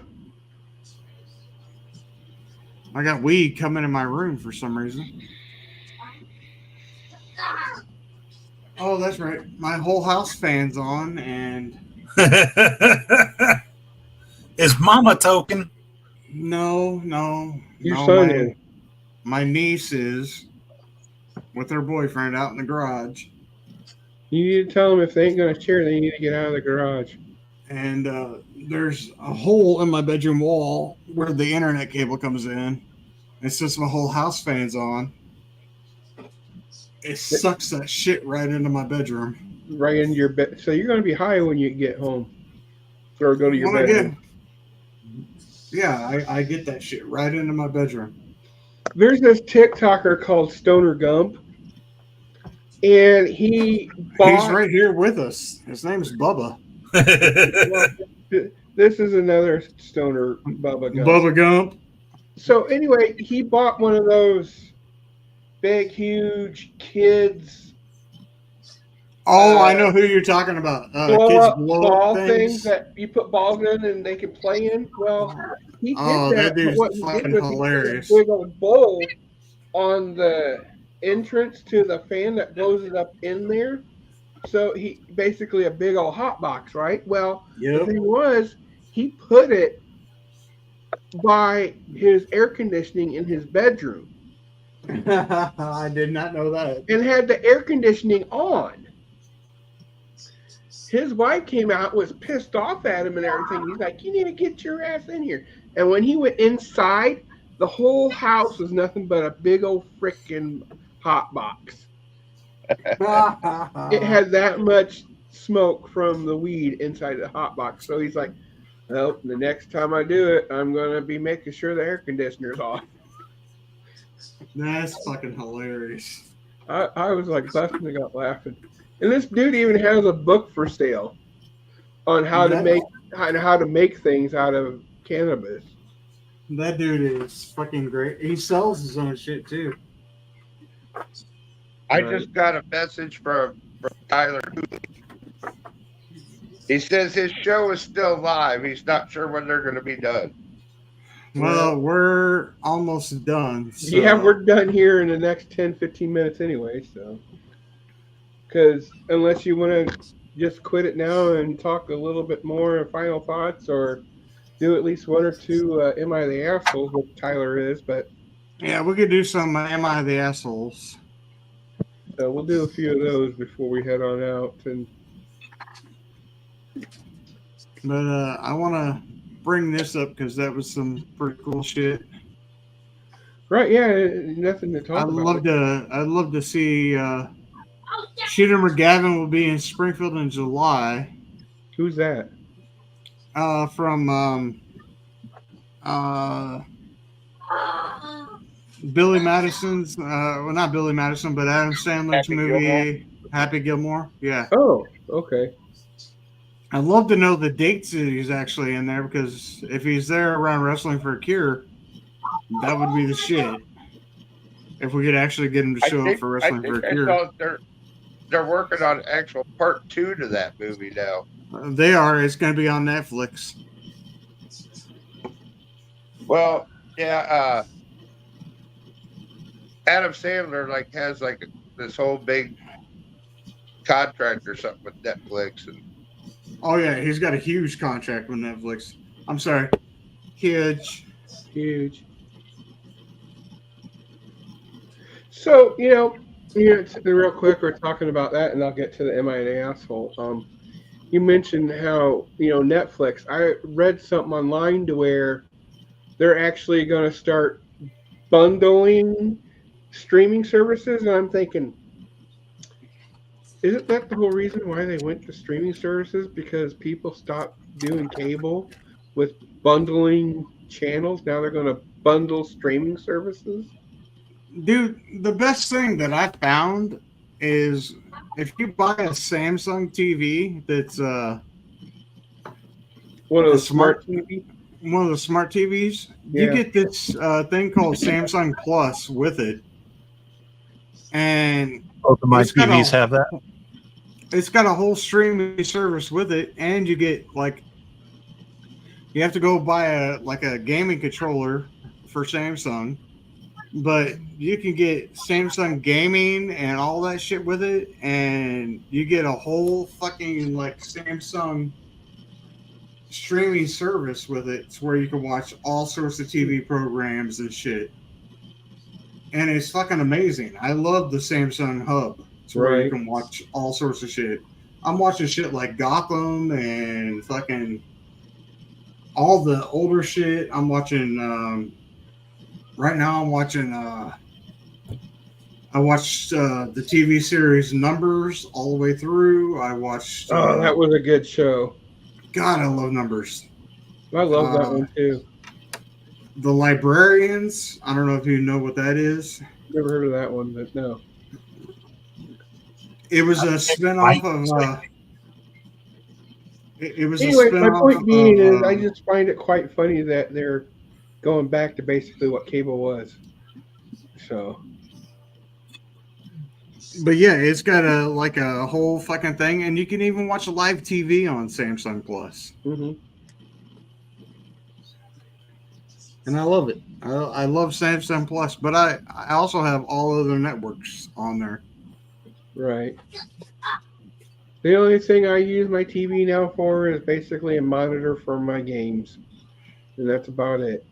I might turn on a local channel if there's really bad weather, but even then, I'll just look it up on the internet instead of watching it on the TV because they usually cast to the internet. So, what is that? What? He's talking about Shooter McGavin. And July 20th, he'll be at the Horseshoes game in town. Oh, are you talking because he'll be there for the Jeff Jarrett bullshit? Doesn't Jeff Jarrett have a wrestling show? Yeah, he's part owner. Well, I know I'm well aware of that. I don't think that's the day for the wrestling show. Jeff Jarrett brings in different actors and celebrities and different times throughout the whole season for them. Man, he's busy because unless they're showing old or month old or 2 weeks old videos, he's been in Mexico for the past month. He's been doing wrestling and stuff with AAA down in Mexico the past month. Yeah, he's all over. He came here briefly, not that long ago, to promote some shit. You talking about Jarrett? Yeah. Yeah, he's constantly on the move. He owns quite a few things. Jarrett's a workhorse. Yeah, he owns quite a few things. What? He owns quite a few things. He owns the Horseshoes. Right. He owns some wrestling apparel business. It's not big yet, but the dude has stayed busy after his prime, and he makes money. He still owns what is it? Global Force Wrestling? Is that still a thing? Yeah, I haven't heard much out of it, but I'm sure. So I wish he's one of the smarter wrestlers that came out of WWE. I don't know about one of the smarter wrestlers, but I mean, he's always been business savvy. He invests his money well. That's what I'm saying. Yeah. That's why I said business savvy. I know people hate on the dude, but man, you know what? I can't. I've got nothing wrong or nothing against him whatsoever. I know him and our Tim. may not see eye to eye, but sometimes I guess rubs some people the wrong way. But it does. But the way that I look at it is, how many times he's probably hassled about wrestling companies and wrestling businesses, and yeah, I get it. I think the part that just rubbed it wrong was you had this long history between PWA and at the time it was the Sliders. Yep, and Roberts Stadium. Him and Tim talked at the press conference when he had just bought the team, and I think it was more in that get with my people. And I think that's just a response from people that are big celebrities to kind of push things off. And it's kind of the wrong way to do it. But on a massive scale like that, when you're probably getting flooded with requests, and and then you turn around and brought in wrestling, but the local wasn't good enough. And that definitely rubbed it the wrong way. That definitely was probably the case. And that could piss anybody off, and I get it. And that, especially whenever Tim was so good with everything he did with PWA there. He's passionate. And, I mean, he's very passionate about this, and I love Tim to death because of the passion he has for this business. And for Jeff Jarrett not to realize that, and the thing is I don't think Jeff understands how much passion Tim has. He does, and that's part of the problem is because, again, this is where I'm looking at it from both sides. Jeff getting flooded with people always, dude, how many times have you been requested and asked by shitty people? And then all of a sudden you have a legit one that comes along and talks to you, and you have that hesitation or you push it off, and then you find out later on, oh, well, shit, damn it, maybe I handled that wrong. If we could get Jeff, but that's the problem, is trying to get to him. His assistants ain't going to just let that happen. But if we could get to Jeff, have a sit down, I think would make a world of difference. Yeah. But I also did see that Jeff did an interview, and he said that he was also going to have some local talent. So what kind of local talent is he looking to get, or who's he going to talk to? Unfortunately, I think that's one where his assistants are just going to look out for local. And this is really what's going to really fucking damper it, is if they go out and they find the wrong people when they start looking and asking around, and they'll tell you, oh, well, this place is good or this one is good. And they find the wrong ones first. That really would fucking embarrass him. Because he did that. He did the interview on, what was it, Fox or something like that. And he said, we're going to get some of the local guys around here. And that's whenever I shook my head and I was like, oh, fuck. I don't think he's talking to the right people. Mm-hmm. I think if I remember correctly, they did initially reach out to us on that, but they haven't gotten back to us yet. See, this is one where may need to put in a call to like Bonzi or somebody in the advertising of radio and say, hey, if they talk to you and ask, can you please point them in the right direction? And point them to some actual decent talent, not just who you guys think are the right fit. Not Gavin. The odds of them finding the right talent becomes so watered down because wrestling has been watered down.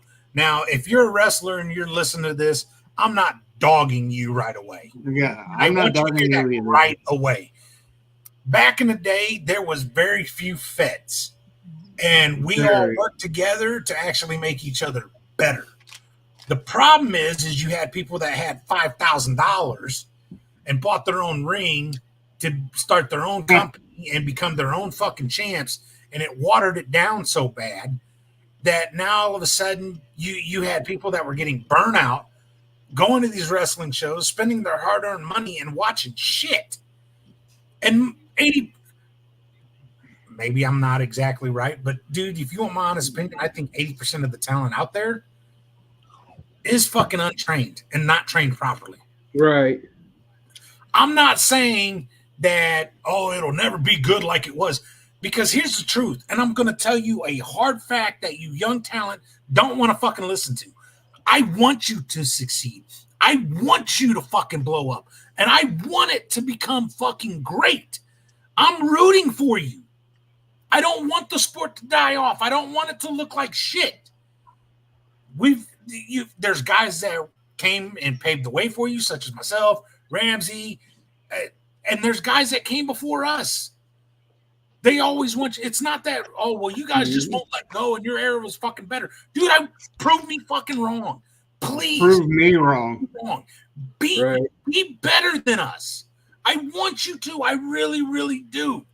I'm not rooting against you, but I'm going to call you out if you're fucking shit up. Yeah, I watch a lot of, because, with the age of internet, a lot of these indie promotions are on YouTube. So I watch a lot of those shows.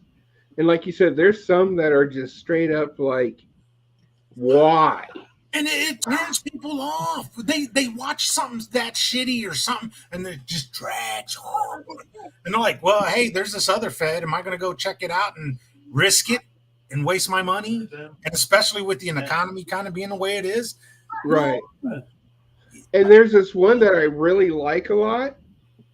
And, I mean, I don't know if you can consider OVW indie, but anyway, that's another one. It's called. I got trained in OVW also. It's called. I was there in 2004 for a couple of weeks. So I claimed OVW. Right. Well, the promotion that I'm talking about is called United Wrestling Network, where they do like a Memphis Championship, they call it, which is like in basically a very small, like Cracker Box gym that only like maybe 2 rows of maybe 3 max of fans. And then they got another one called Derby City Wrestling where they do bigger. That's where some of the best feds are born. In those Cracker Box gyms. You're fucking right. And the cool thing is, the guy who owns it or runs it is called Dustin Starr. Anyway, he brings in like WWE wrestlers, TNA wrestlers, Japan wrestlers, and all this to help out with the promotion. And I think that's one of the reasons why I like him a lot is because of that. But also because the talent that I see there are pretty decent, and the gimmicks that they have for a lot of the talent look pretty cool. Whereas this one that was called like ICP or IWGP, or it was some weird one that's basically out of like over on the East Coast, and it was like the wrestlers are like botching a lot of the hits and the kicks, and it's like you could see them slap their leg before they actually do the kick, and it's like, do you want to know? I'm like, I'm not a wrestler, but you usually are supposed to make that sound when you kick them. Do you want to know where NMW really started? It started with a bunch of guys who are just, and most feds end up starting this way. You're passionate about wrestling, and that's how you get involved with it. But it started with a group of them that got together. Dread Walker, Jason McAlexander got the loan to buy a ring from, what was it, Smoky Top, wasn't it?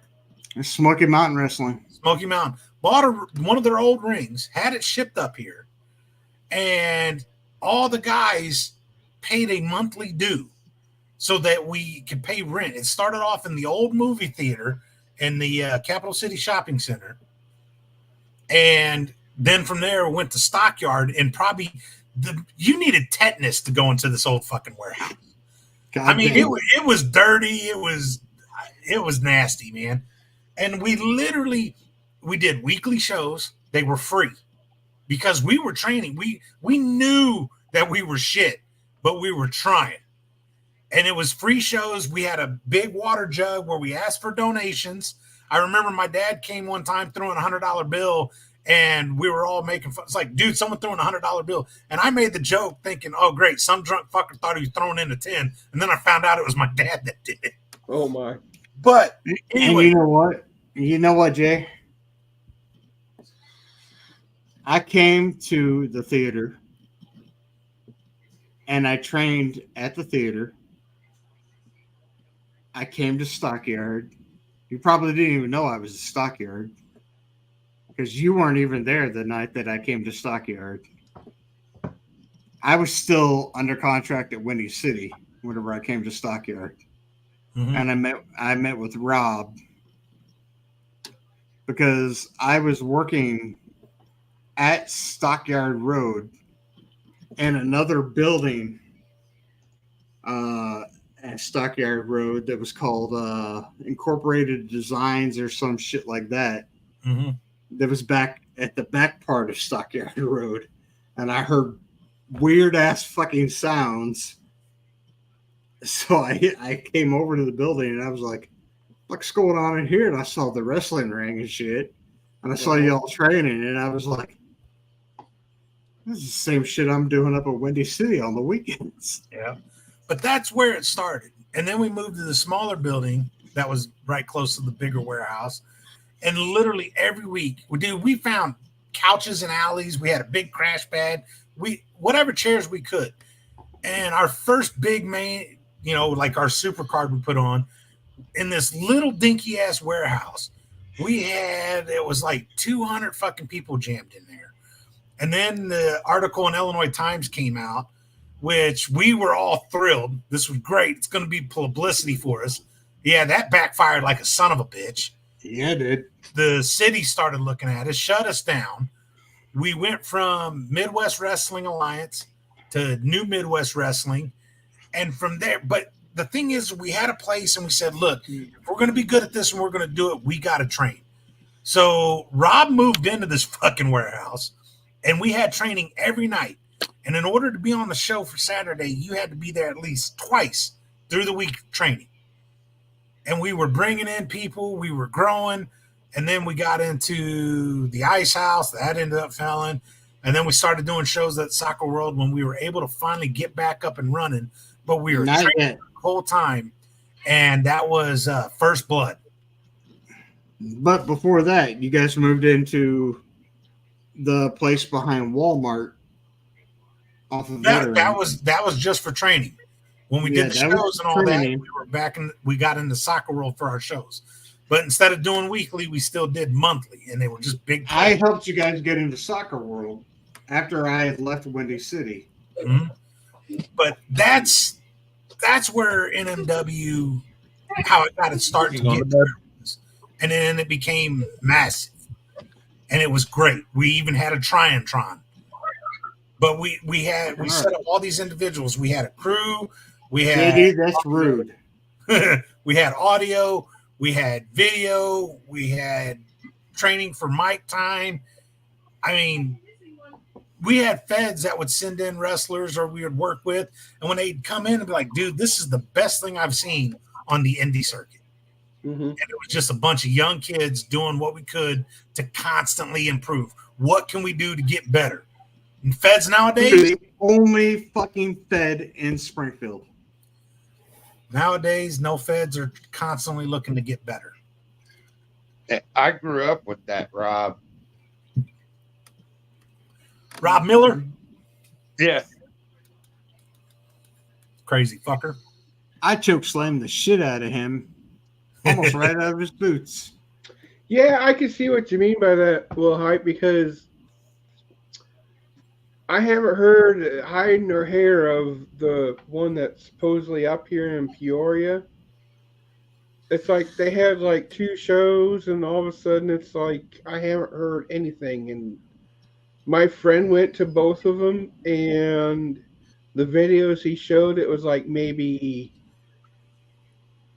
10, 20 people there, if that. Well, say, didn't that group lose their building? They were doing it at the building over in East Peoria, so maybe they lost the contract for it. Sure, but I think. Well, no, there was a big fight that broke out at one of those shows, wasn't there? Oh yeah, there was a huge fight. That was how long ago was that? Recently? Yeah, it was between Connolly and Apocalypse, right? Yeah. Okay, well maybe that's why they haven't been around because they couldn't find a place. So Vincent Galloway, I don't know what you're hearing. I do not want to chokeslam you. Yeah, I've never said anything about chokeslamming you. Word up, Irene! I would chokeslam Irene and put it to her. I mean, what? What? Hey, Irene, it was my birthday not that long ago. I didn't get a pic. What the fuck? Yeah, you, Jason, or I mean, Mr. Wilhite, President Wilhite, a picture because his birthday was just the other day. Yes, and she gave me one on my birthday, and I thoroughly enjoyed it. I know, man. That's like the birthday thing. He thoroughly enjoyed it. I still do. Adam, sir, I will send them. Sorry, got a little excited. Put that one on the big screen there. Oh shit! Put up Adam. Yep. Aloha. Hey, so do we have any? Am I the asshole? It's Yes, like I he's got plenty of from those. Hawaii. Let's get to some. I am the ass, or am I the asshole? Yeah, I was just going to go ahead and just answer for him. You are not the asshole, but we know I am an asshole. Doctor, well, no, Hey. you progressed. I'm an asshole, and I'm so proud far of that you are the El Presidente. The asshole. So did you get a pretty good kick out of the song I sent you? I couldn't remember. Do what? For your birthday, I sent you a song. Yeah, you. Oh yeah, you fucking dick. That was funny. I'll give it that. It started singing about an ass. It's funny. It's like you're a fucking son of a bitch, even though I think you're a piece of shit, but I'm still gonna love you. Happy birthday. Yeah, it called me a piece of shit, but it says still love you. Happy birthday, you son of a bitch. The Dutchman's back. So, nevertheless, Dutchman's back. Yes, did you hear if you missed your question that Dr. Sage, just rewatch the, And Bubba's hiding again. He's probably not feeling good because of the cherries in, because he did that earlier. Not feeling good because of what? The chair. The chair. Motherfucker, get a different chair. You only have one chair in those fucking motel rooms, and they're pieces of shit. He hasn't got his new apartment yet?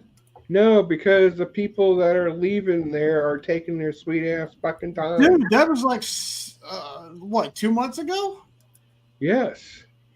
Holy fuck beans. No, he's always no. Cooley. Tyler Cooley. The cool Tyler. We can throw his picture up again if you want to see him. Let's get the I am the asshole. Am I the asshole? Yes, Tyler is. Yes, he is. So, am I the asshole? Yes, Tyler. My wife and I have a daughter who's technically my stepdaughter, but I've raised her since she was 5, and she's 19 now, from a previous relationship of my wife and her father, who's not in the picture, who has come back home after her first year at uni. She's picked up a new and problematic issue since she was last home for an extended period of time surrounding laundry. Basically, she has established a boundary where no one is to touch her clothes. Her reasoning is that she's concerned something will go missing and get damaged. Thinks it's just gross for us to go through her stuff and is an adult who deserves privacy. The Dutchman's name is Fred? All is fine.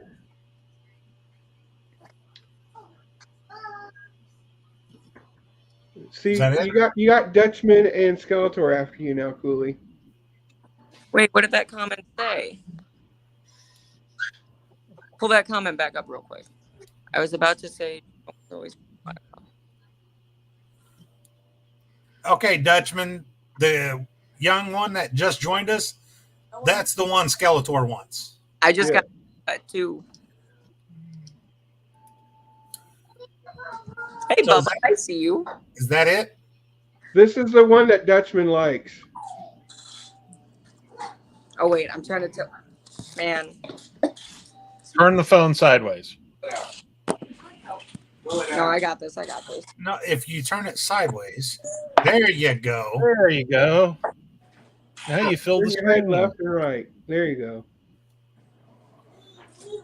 I see you still got the pedo stash.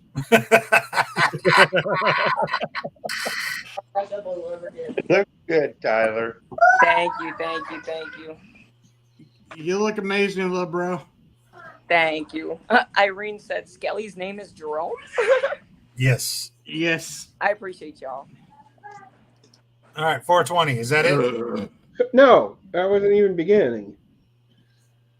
Basically, she came home and she doesn't want anybody to touch her laundry. So that's okay.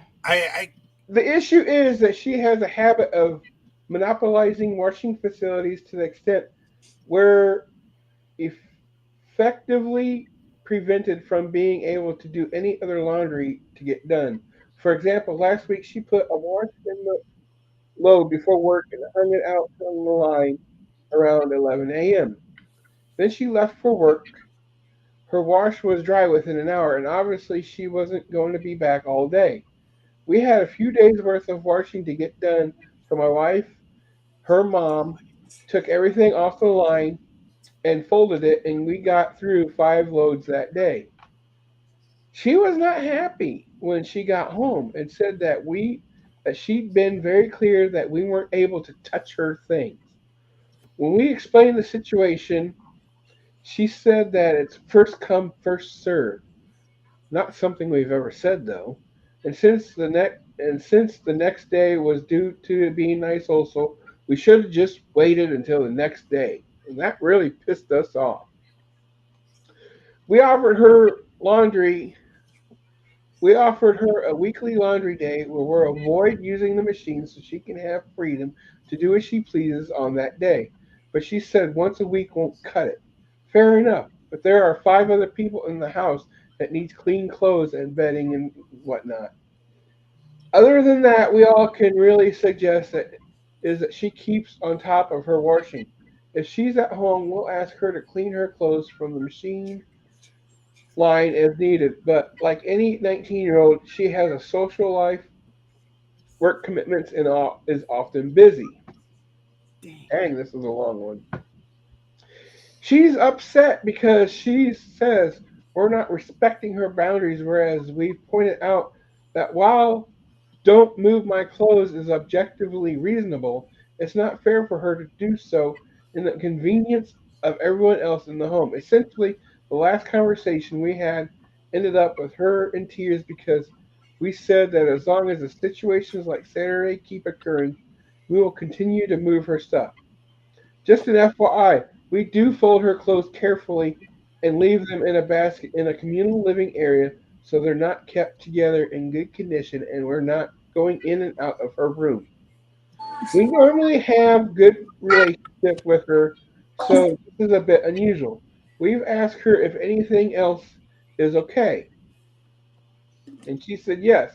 It seems otherwise normal in and out of herself, and she's normally reasonable. So are we being an asshole by telling her to have a special day to do her laundry? She's the Fuck asshole. No.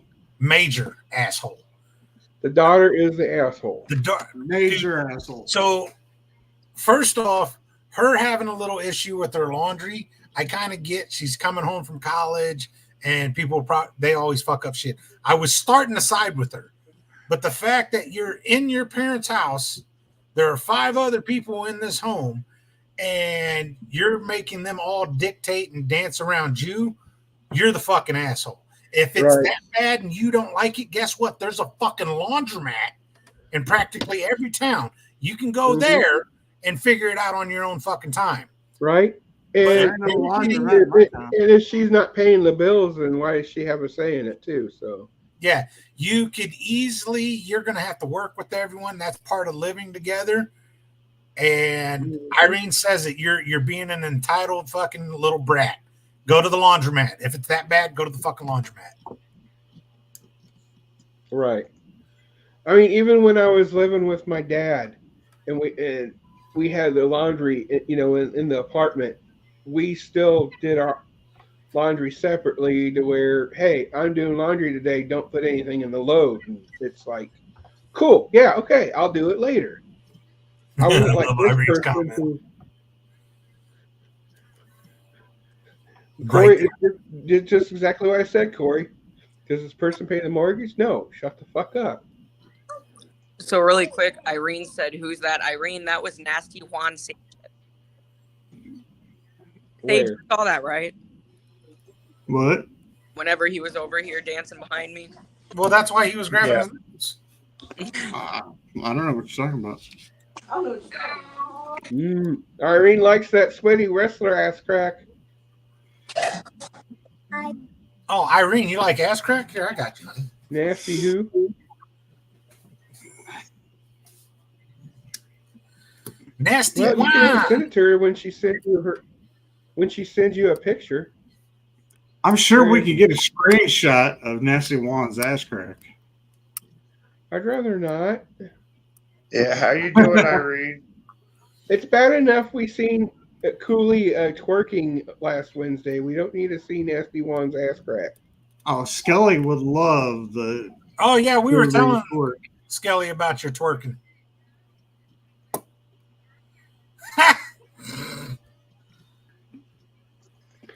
He's getting better. You're getting better. Don't make me Kermit. Don't make me get the spray bottle. So. Yeah, she's definitely the asshole because, like, I've got so many goddamn people living in my house right now that we have to have separate laundry days for everybody. So I understand the fucking circus about this. Right. So the daughter's the asshole and the mom and stepdad are not. But at the same time, around here, we don't put restrictions as to who can take people's shit out of the laundry and switch it over. They leave the laundry baskets in there, take it out, switch it over, put it in the laundry baskets. Nasty Juan! Hey, Juan, is that loaded with a shitload of hot sauce? Hell yeah, buddy. So when you take a bite, that needs to dribble on the back of his neck. Oh, I'm going to put it in his hoodie pocket. That's a snack storage. Hey, he has flames on here for fiery asshole from Juan.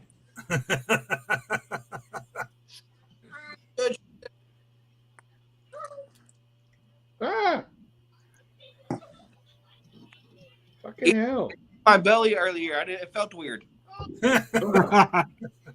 Grab his nipples. Juan, grab his nipples. All of a sudden, I was making burritos, and he knocked on my door saying that he really needed food. Well, he's a stoner. He needs to get his appetite He ain't up. no stoner. This bitch can't hang. Uh-huh.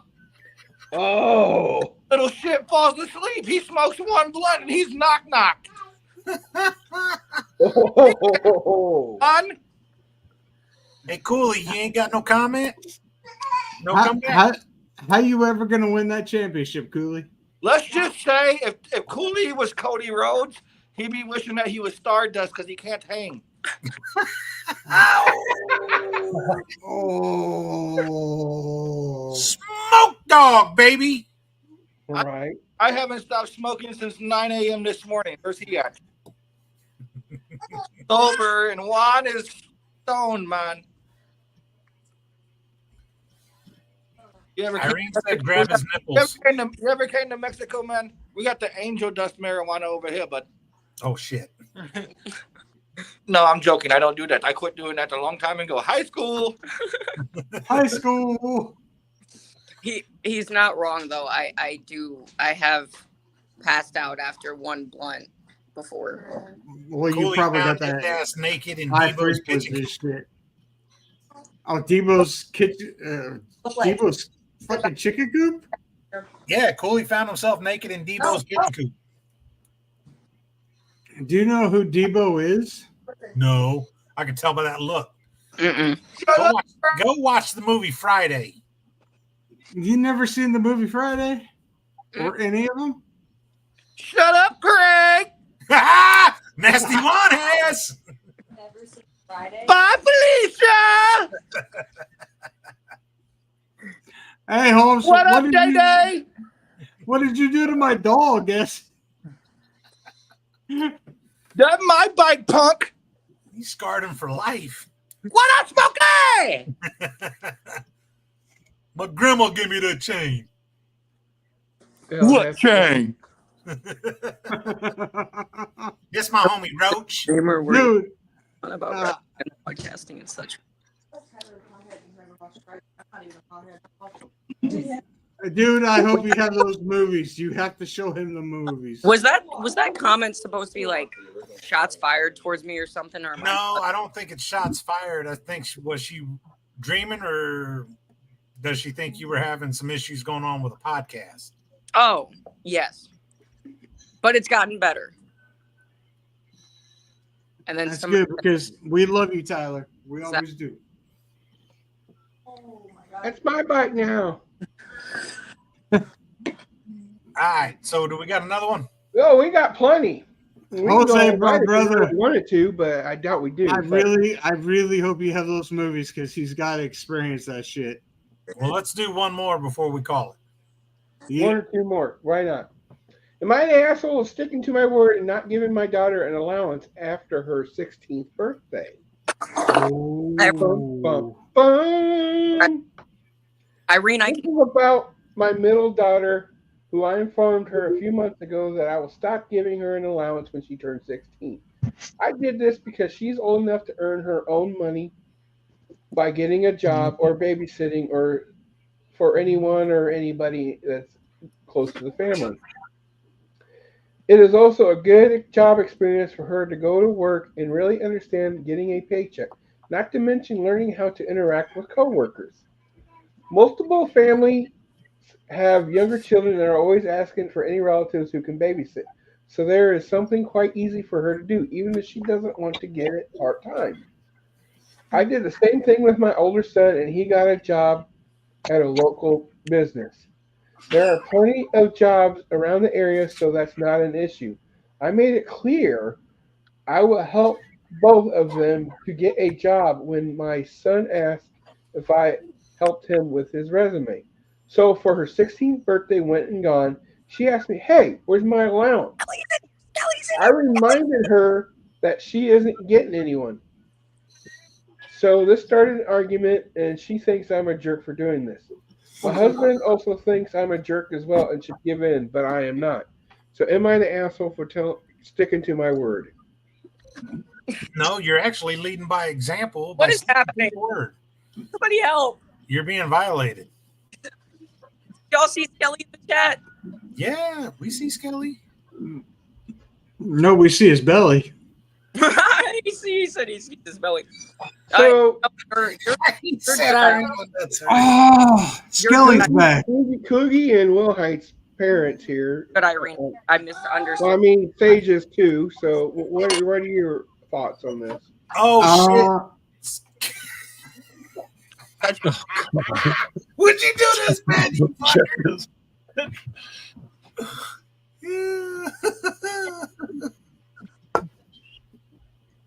But yeah, I don't think they're an asshole for it. I think they're, No, that father is not an asshole. you know, I wish I would have done the same for my kid. The mom's not an asshole. Okay. Teach their kids some responsibility. Wait. Right. Damn right. My mom My did the kid- same thing too. I was like 14 when she did it. My kid is And during the summertime, I went and did too fucking stupid for that. castling and whatnot. And where she worked, I did a little bit of things there. So, I mean, yeah, the mom's not, I don't think the mom's the asshole. Right. It was paper routes, detasseling corn. You could babysit. Fuck. Get out there, do something. Make your own money. Then you control yourself how you spend it instead of blowing it all at once. Right. Yeah. Beans for dinner. I drop drawers and shit in your bed. Fucking Oh, what the fuck? payback. And the pork and beans for dinner. Oh,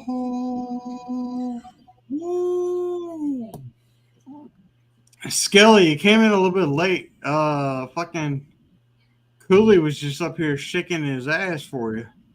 Oh, yeah. So, Skelly, since you're here, when Cooley gets back, we'll have him do his little twerk again for you. Yeah, Right. yeah. Oh, there it is. Oh, Skelly. hold on. There you go, Skelly. Keep going. There you go, Skeletor. Skelly.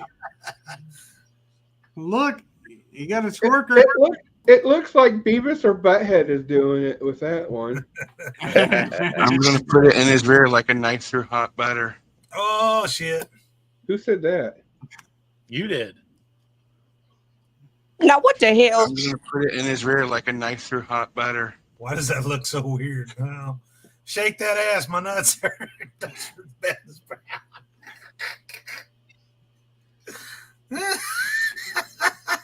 Oh, the things get so weird on this show. Oh, why the fuck is your ass so lumpy, Cooley? Why the fuck is this mic muted? I didn't know my mic was muted. I don't know why my ass is so lumpy. I mean, Damn, Amanda was really looking. Oh shit, No so was shit. Irene. wait, what did Irene say? They're both It saying did. it's lumpy. It did look lumpy. I mean, I was in a car accident. And It's fucking everywhere. Oh my god. I was in a car accident and my entire right Looked side like he had a Holocaust butt. did get pretty swollen, so I don't know if it's that or what. All bony All and lumpy. baloney and lumpy. God, are your boxers like Gotta have ran that up? Did your boxers run up on you? No, I don't have no wedgie. Are you sure? Oh, you shit on the Dutchman's pillow too. Oh. Dutchman And no, Amanda, I didn't poop my pants. God. It's fucking everywhere. Irene, if you don't stop it. No, I did. I just no. Watch out, Cooley Skelly wants to. Oh, what? Oh, that's not very PG. For those just tuning in, welcome back Best to the damn best twerkcast ever. twerkcast ever. Wow. I don't think any of us are gonna twerk on here besides Cooley. Well, I did. I don't know, years Bubba. ago. What do you got? You got to I don't know. It twerk? depends on what can be offered. What's that? Yeah. I mean, how much is it worth to you? Because we accept donations to the best to St. Jude's. So, I mean, if the price is right, I'll twerk. So, how much would it cost you, Bubba, to twerk for us? Oh, I don't know. Irene, when you send me my birthday pics, I might do a twerk video for you. There you Oh shit! If you sent $100 to Wrestling for a Cure, I'll twerk.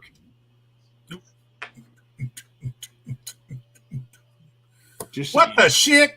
420 is all like, I'm out of here. I'll be right back. I didn't touch nothing.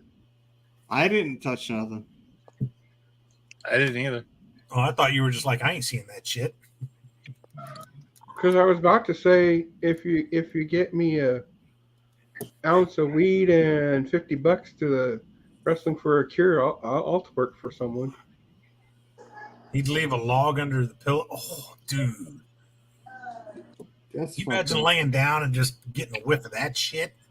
Literally. Hey, Jen. Jen, I love you. I miss you. Is Jason fucking around? What? Love Jen. What you mean? Is Jason fucking around? What? What fucking around? Whenever you said something about twerking, I guess. Oh, I think Irene's saying that Jason was the one that took me off the screen. Oh. No, I didn't. No, I think I might have accidentally fucking did that. Moving all the people. Okay, oh my God, you really shit. Fuck. Dude, hey, Skeletor, were you just stockpiling shit to get even, or?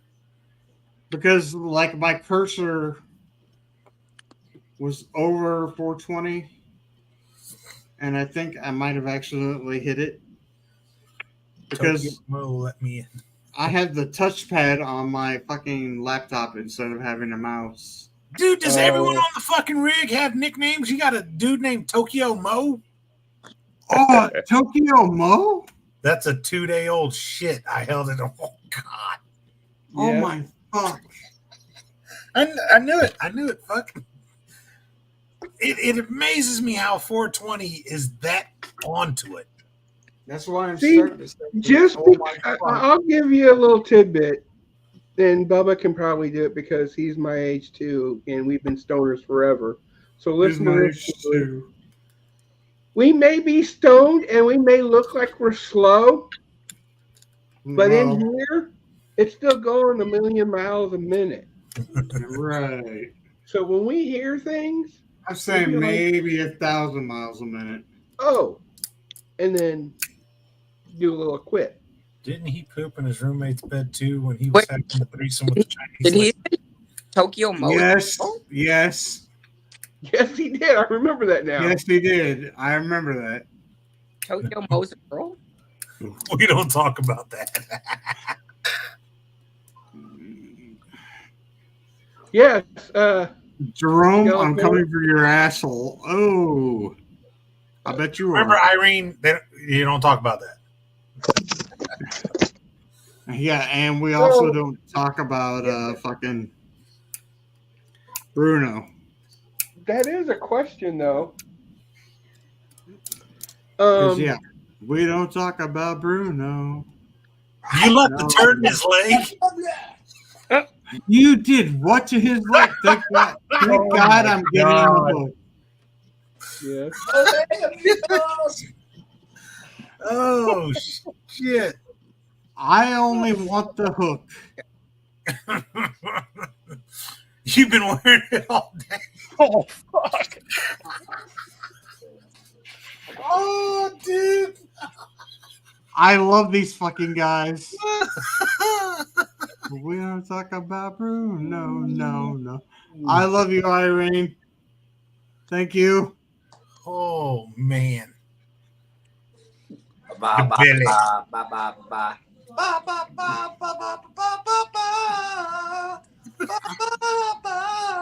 thought I was going to sing La Bamba.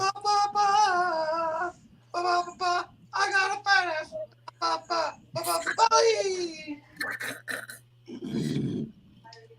Don't go chasing tacos, y'all.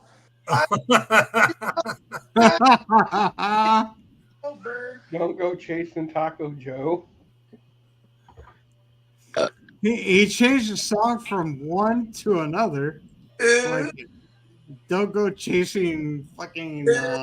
I shit it again. He changed it again. It's the burritos, I think. Oops, I ran out of toilet paper. Oh.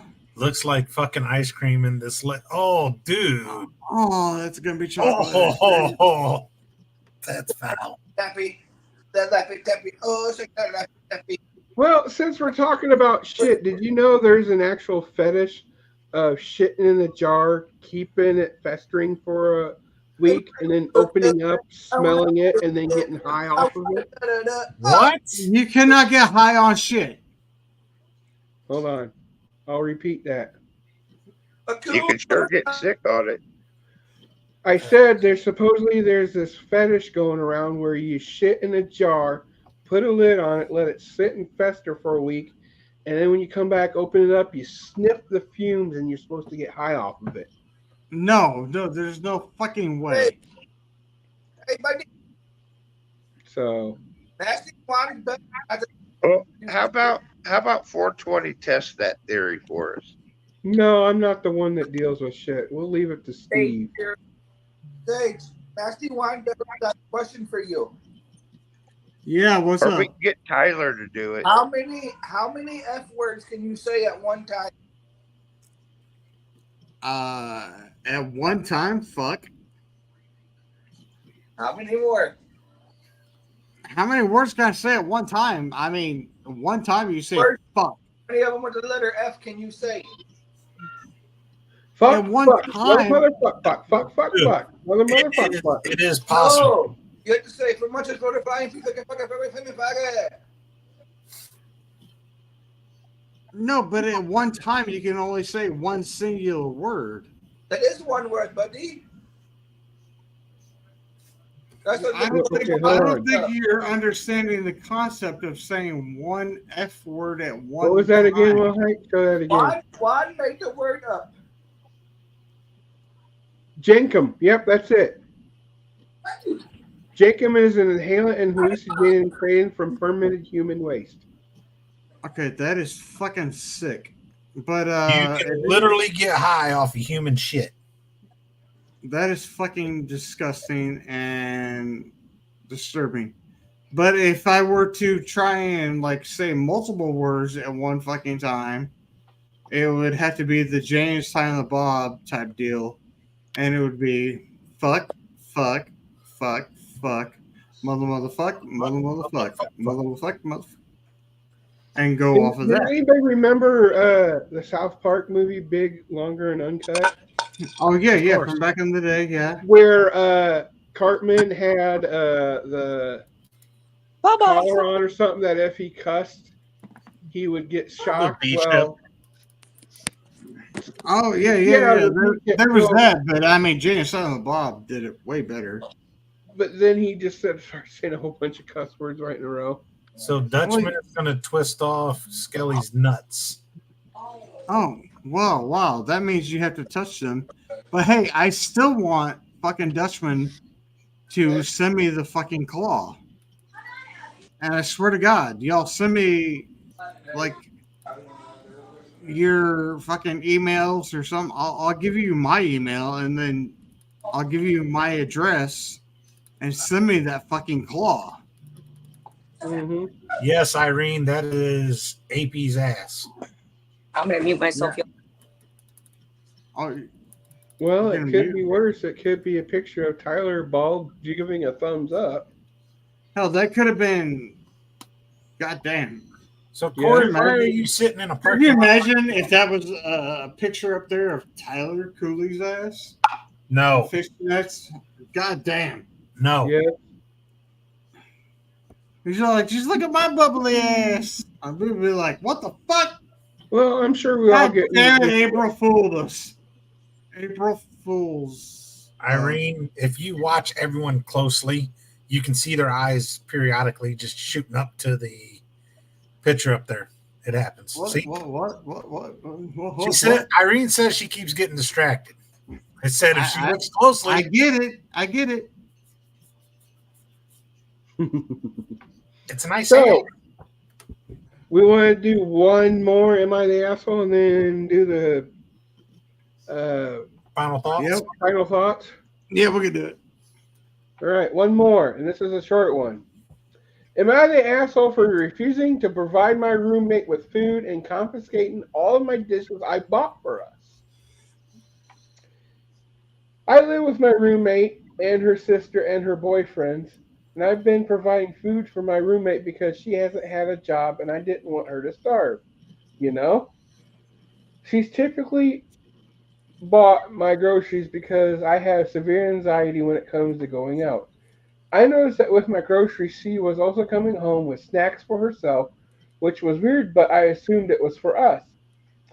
The very last time I bought her food was when she asked to use my card to go get stuff for tacos when her boyfriend was over.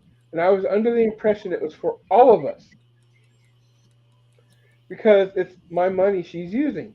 I fell asleep early only to find out from my boyfriend that she was only made food for her and her boyfriend. I stopped letting her buy food after that. Since then, she started limiting my food space. I'm limited to a single drawer and a small space of floor for my cans and such. We have had the space for me to have more room than just stopped letting me use it. I started buying my own personal dishes so I didn't have to use hers, and took my porcelain plates and silverware that I bought from my friend.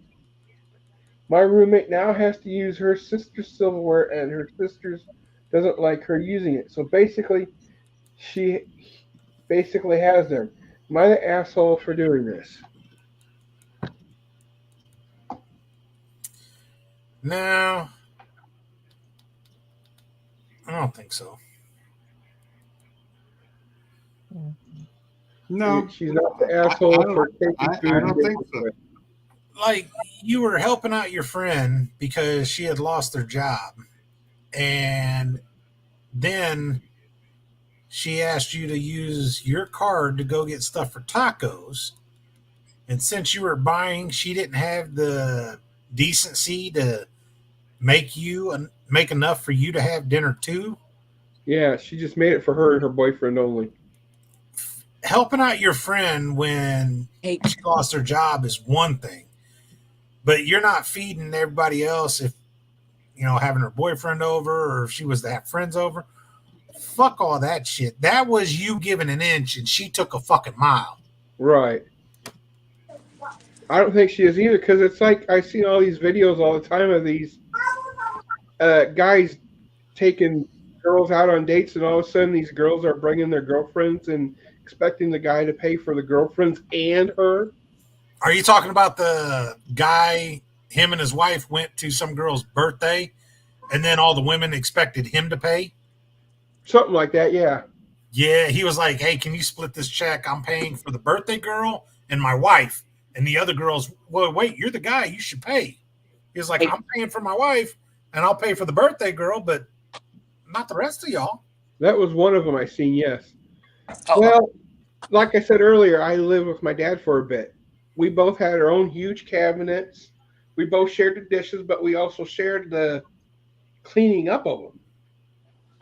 And sometimes we did share some food. Like, he used to work at this farm that had chickens all the time, that they raised the chickens make disease-free eggs so they can send them to colleges so they can put vaccine to see if the vaccines work. Well, sometimes the eggs are like just a slight bit off, so he'd come home with like a flat or two of these fresh eggs. So anyway, my point being is we shared. So, but people need to do something like that in this instance. But it sounds like she did share for a while, and then she was taken advantage of, like you mentioned. And yeah, I like Jen's comment.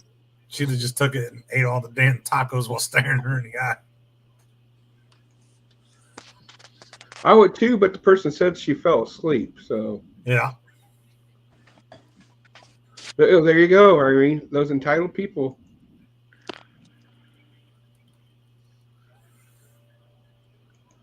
Right.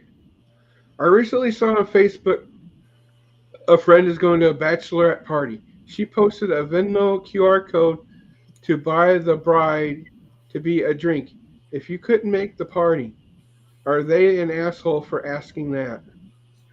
No, I don't think that's an asshole. That one there, if you don't do it, you don't do it. If they were demanding that you had to do it, then I would say they're an asshole. But if they're saying, hey, it's her birthday, can you buy her a drink? I don't necessarily think that's an asshole. So basically, the way he worded it, the person's not an asshole for saying totally agree with a QR code so they can buy.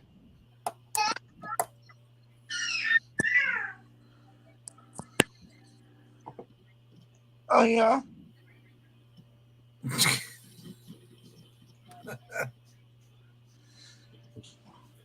All right. Well, now that we did that, where is? Oh, I gotta keep scrolling. No, wrong one to scroll. Leave it Juan, up is to that you. little Juan? See, get back there. Hey, are you wrestling tomorrow? No. No. There was 2 places I was looking at going, and if you were wrestling at one, that'd help make a decision. I'm supposed to be wrestling tomorrow. Will be. You broke up. I said I won't be wrestling tomorrow, as I won't. Juan personally will not be wrestling, but I will be at IEW tomorrow.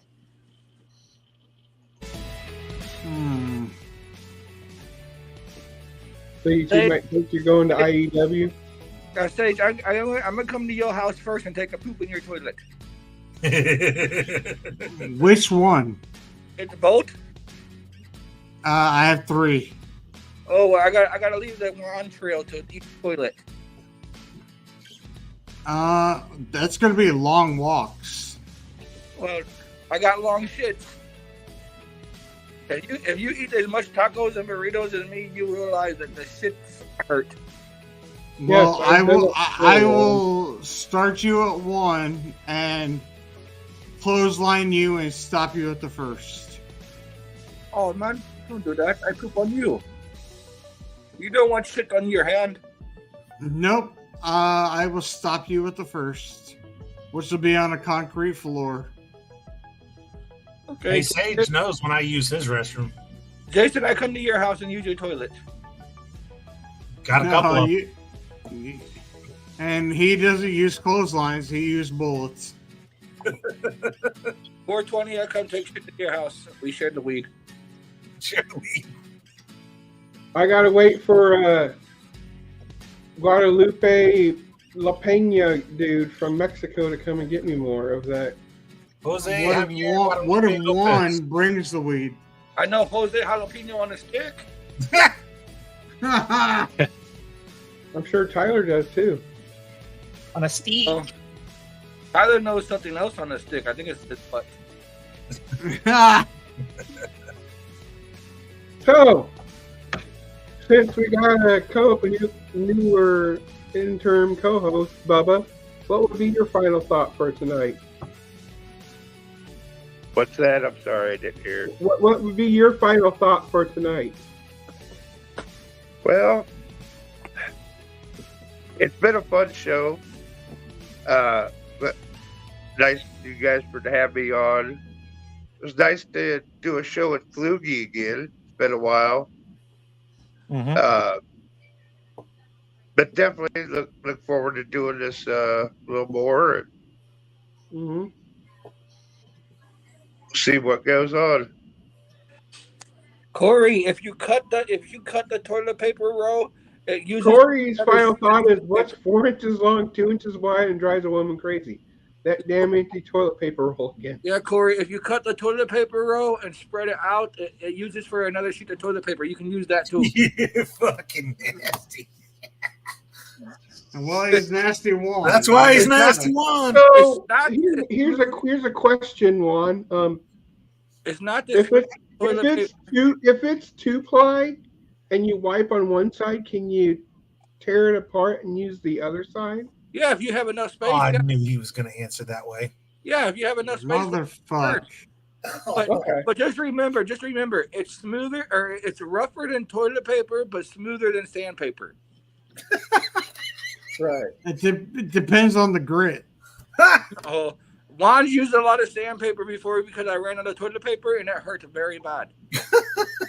Did you use the black? I had my burrito shits. It burned really, really bad, Sage. Really bad. Did you use the black wet sandpaper? The what? The wet sandpaper? Oh no, then it gets stuck to your butt cheeks, and it's harder to grind across. You know. Like if you go across it with sandpaper smoothly and just get a little small cut on your butt cheek, and it's not that bad. But if you have a really bad shit and you have to get in there and you have to get up in there and get that shit out, it fucking hurts, man. Oh, Kermit, this is why we don't let him use the shower curtain. Shower curtain, what's that? So, Kluge, what's your final thought? Love one. Don't grab a man by the balls with a prosthetic hook because he just may shit in your bed. Yes. I mean, I don't know guys, but I already shit in their bed without a hook. Okay, Juan, what's your final thought? I think he's already had plenty. Don't eat 8 burritos in one night. Go with hot sauce because now, like, I had a great time on the show, but I think I'm gonna have to use the toilet soon. That's why I got to find a toilet. All right. I had fun with you guys. It was great. It was great, Sage. I don't want the clothesline, but I do want your toilet. And I hope you guys all have a good night. And I hope maybe I see you guys tomorrow if you guys come to certain shows. 420. You need to send me a blunt to the nearest bathroom. Ask Cooley for that. No, Cooley would try to see my little one. So you're saying you got a little one and not a big one? He'll try to see El Peco Loco. My El Pecker, he'll try to see it. Okay, one more for Skelly. Remember, booty trap spelled backwards is party boob. All right. Will, hi, what's your final thought? Final thoughts. Man, apparently there are a lot of people that like to seek revenge by shitting in your bed. One particular, leaving a log underneath your pillow. That would be a real shitty situation. Apparently a log in your fucking prosthetic leg. Oh, everything's still good if you use a tortilla and lettuce. No. Just put the turd on the tortilla and put a little bit of sauce and lettuce and eat it. It's okay. No. Oh, Buddha, damn it. If you think about it, it's just digested food. Oh. It's also called something that you can get high off the smell. Jankum. No, I don't. I don't sniff it. I eat it. Oh, fuck that, dude. Well, you gotta sniff it before you eat it to see if it's good or not. No, you could. That's why you use the other ingredients to cover up the smell, man. Oh, no, that's when you use the tahine. Okay, gotcha. The best one I ever did was the Chihuahua poop. No, you shit on a Chihuahua. No, the Chihuahua shit, and I put it in my tortilla. No. Oh fuck no! I'm done. Okay. Yeah. Well, before you leave, I'm sorry. I mute my mic. Okay, I mute my mic. Okay, Sage, what's your final thought with that? I don't know. I love you guys. Sorry. All Mexican food is now ruined for me. I don't know. You know, Jay. Nasty Juan really doesn't do that, guys. I just joke. I kid. We know you're Mexican. You kid. But Jay, we're gonna have to stick to our steaks. Yes. Mariscas. Oh, we need to visit again. Invited or not, we're gonna have to take a road trip. Right. Goddamn. Or we're gonna have to. You're gonna have to come down here to my area and come back down. And I know a good restaurant that has some good steaks. Sage, I can bring you poo platter. No, I don't think he wants that. And Made with real poo-poo. Fuck no. Fuck no. One version of poo platter is burritos stacked on top of tacos, stacked on top of nacho chips with a bunch of nacho cheese sauce. I will never trust, like a motherfucker. I will never trust anything you ever. I usually eat about 10 of those Walmart burritos in one sitting. Do you guys want my ingredients to my taco salad? No, not really. No, we saw it the other night. No. Yeah. But I can cook up a fucking mean steak on a grill. So is that your final answer, Sage? No. No. No. What would be your final answer then? Fuck. Is that your final answer? The show tonight has Off the rails. thrown me back and forth all fucking night. That's what happens when you have Gen Xers run the show. Holy shit. Like, I am still thankful that no, not you. Fuck that. I'm so thankful that Jason came in here. It's half Maui Wowie and half Labrador, man.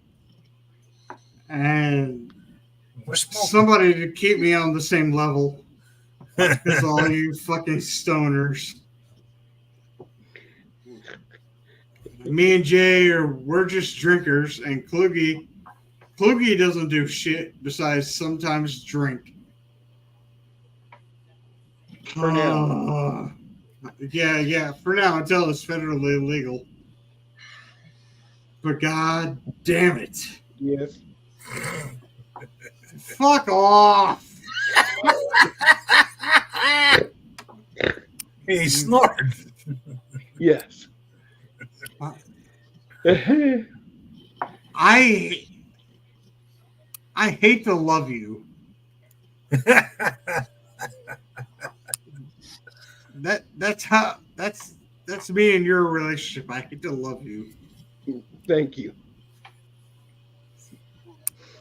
But still, god damn it.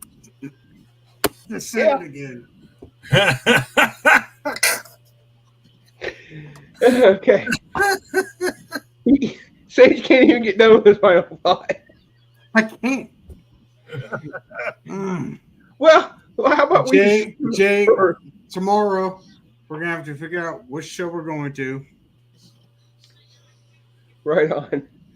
So Amanda says, "Damn it! Stop ruining food for me, Juan." That ain't no shit. Diapers from DeWitt says, "Don't forget the corn." Ole! What are we Stop getting ruining high on? shit It's for us. Labrador. I'm back. I wanted. With corn, it's never goodbye until we see you later. I wanted to thank. That keeps on giving. And yeah. And what is your final thought, Cooley? Real quick. No. I wanted to finish mine. You fuck. Okay. Finish yours, Sage. Sorry. I wanted to thank Bubba for coming on tonight. He didn't have to, but he did. And I know he's dealing with a lot of shit from getting fucking booted. Well, guys, I enjoyed it. Absolutely. Love being on here. And he didn't have to come on here, but he did. And I want to thank him for that. Well, we have one more day without Tyler, so you guys might see Bubba again on Wednesday. And you're welcome here. As I said, you're a good sport. You come on here, and you're welcome. You're not going to be made fun of or given a bullshit fucking nickname. Nothing like that. You're one of us. You're one of the devil's rejects, if you will. I appreciate it. You're a good person. And we appreciate you. We love you. You're good right now, okay? Oh, yeah. Chris, I've known you for years. Mm-hmm. And Bubba is a good guy. Yeah, he absolutely is. And I've never had anything ill. Like we said earlier, we both known him for years, so I've never had anything ill against him, and I've seen the way he's been treated in the past, and it's always been bullshit. So I see no problem with him being here as a guest or even eventually being part of this show.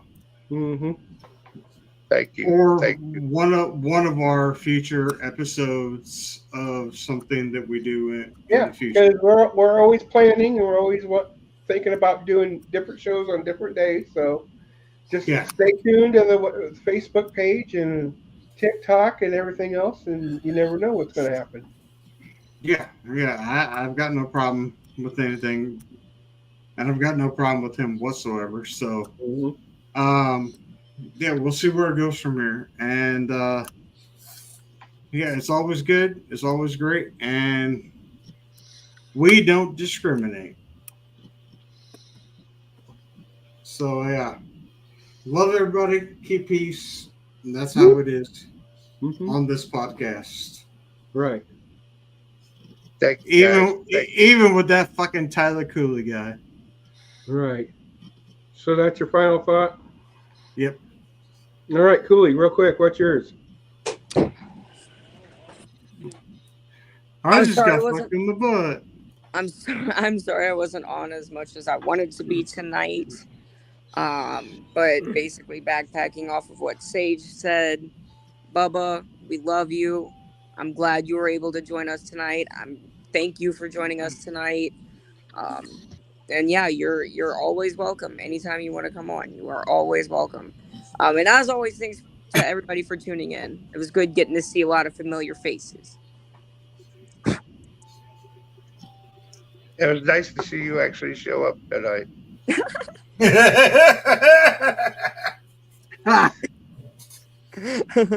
That was good. That was good. So, on behalf of AP, Givens, the Millennial Whore, Tyler, that's Dr. Sage, that's Will Height 2024, you can't do any worse. That's Bubba, that's the Kluganator, that's the cool one, Tyler Cooley, and I am Fat 420. And until Wednesday, this is going to be The Moment Is In. The Moment Is In. Did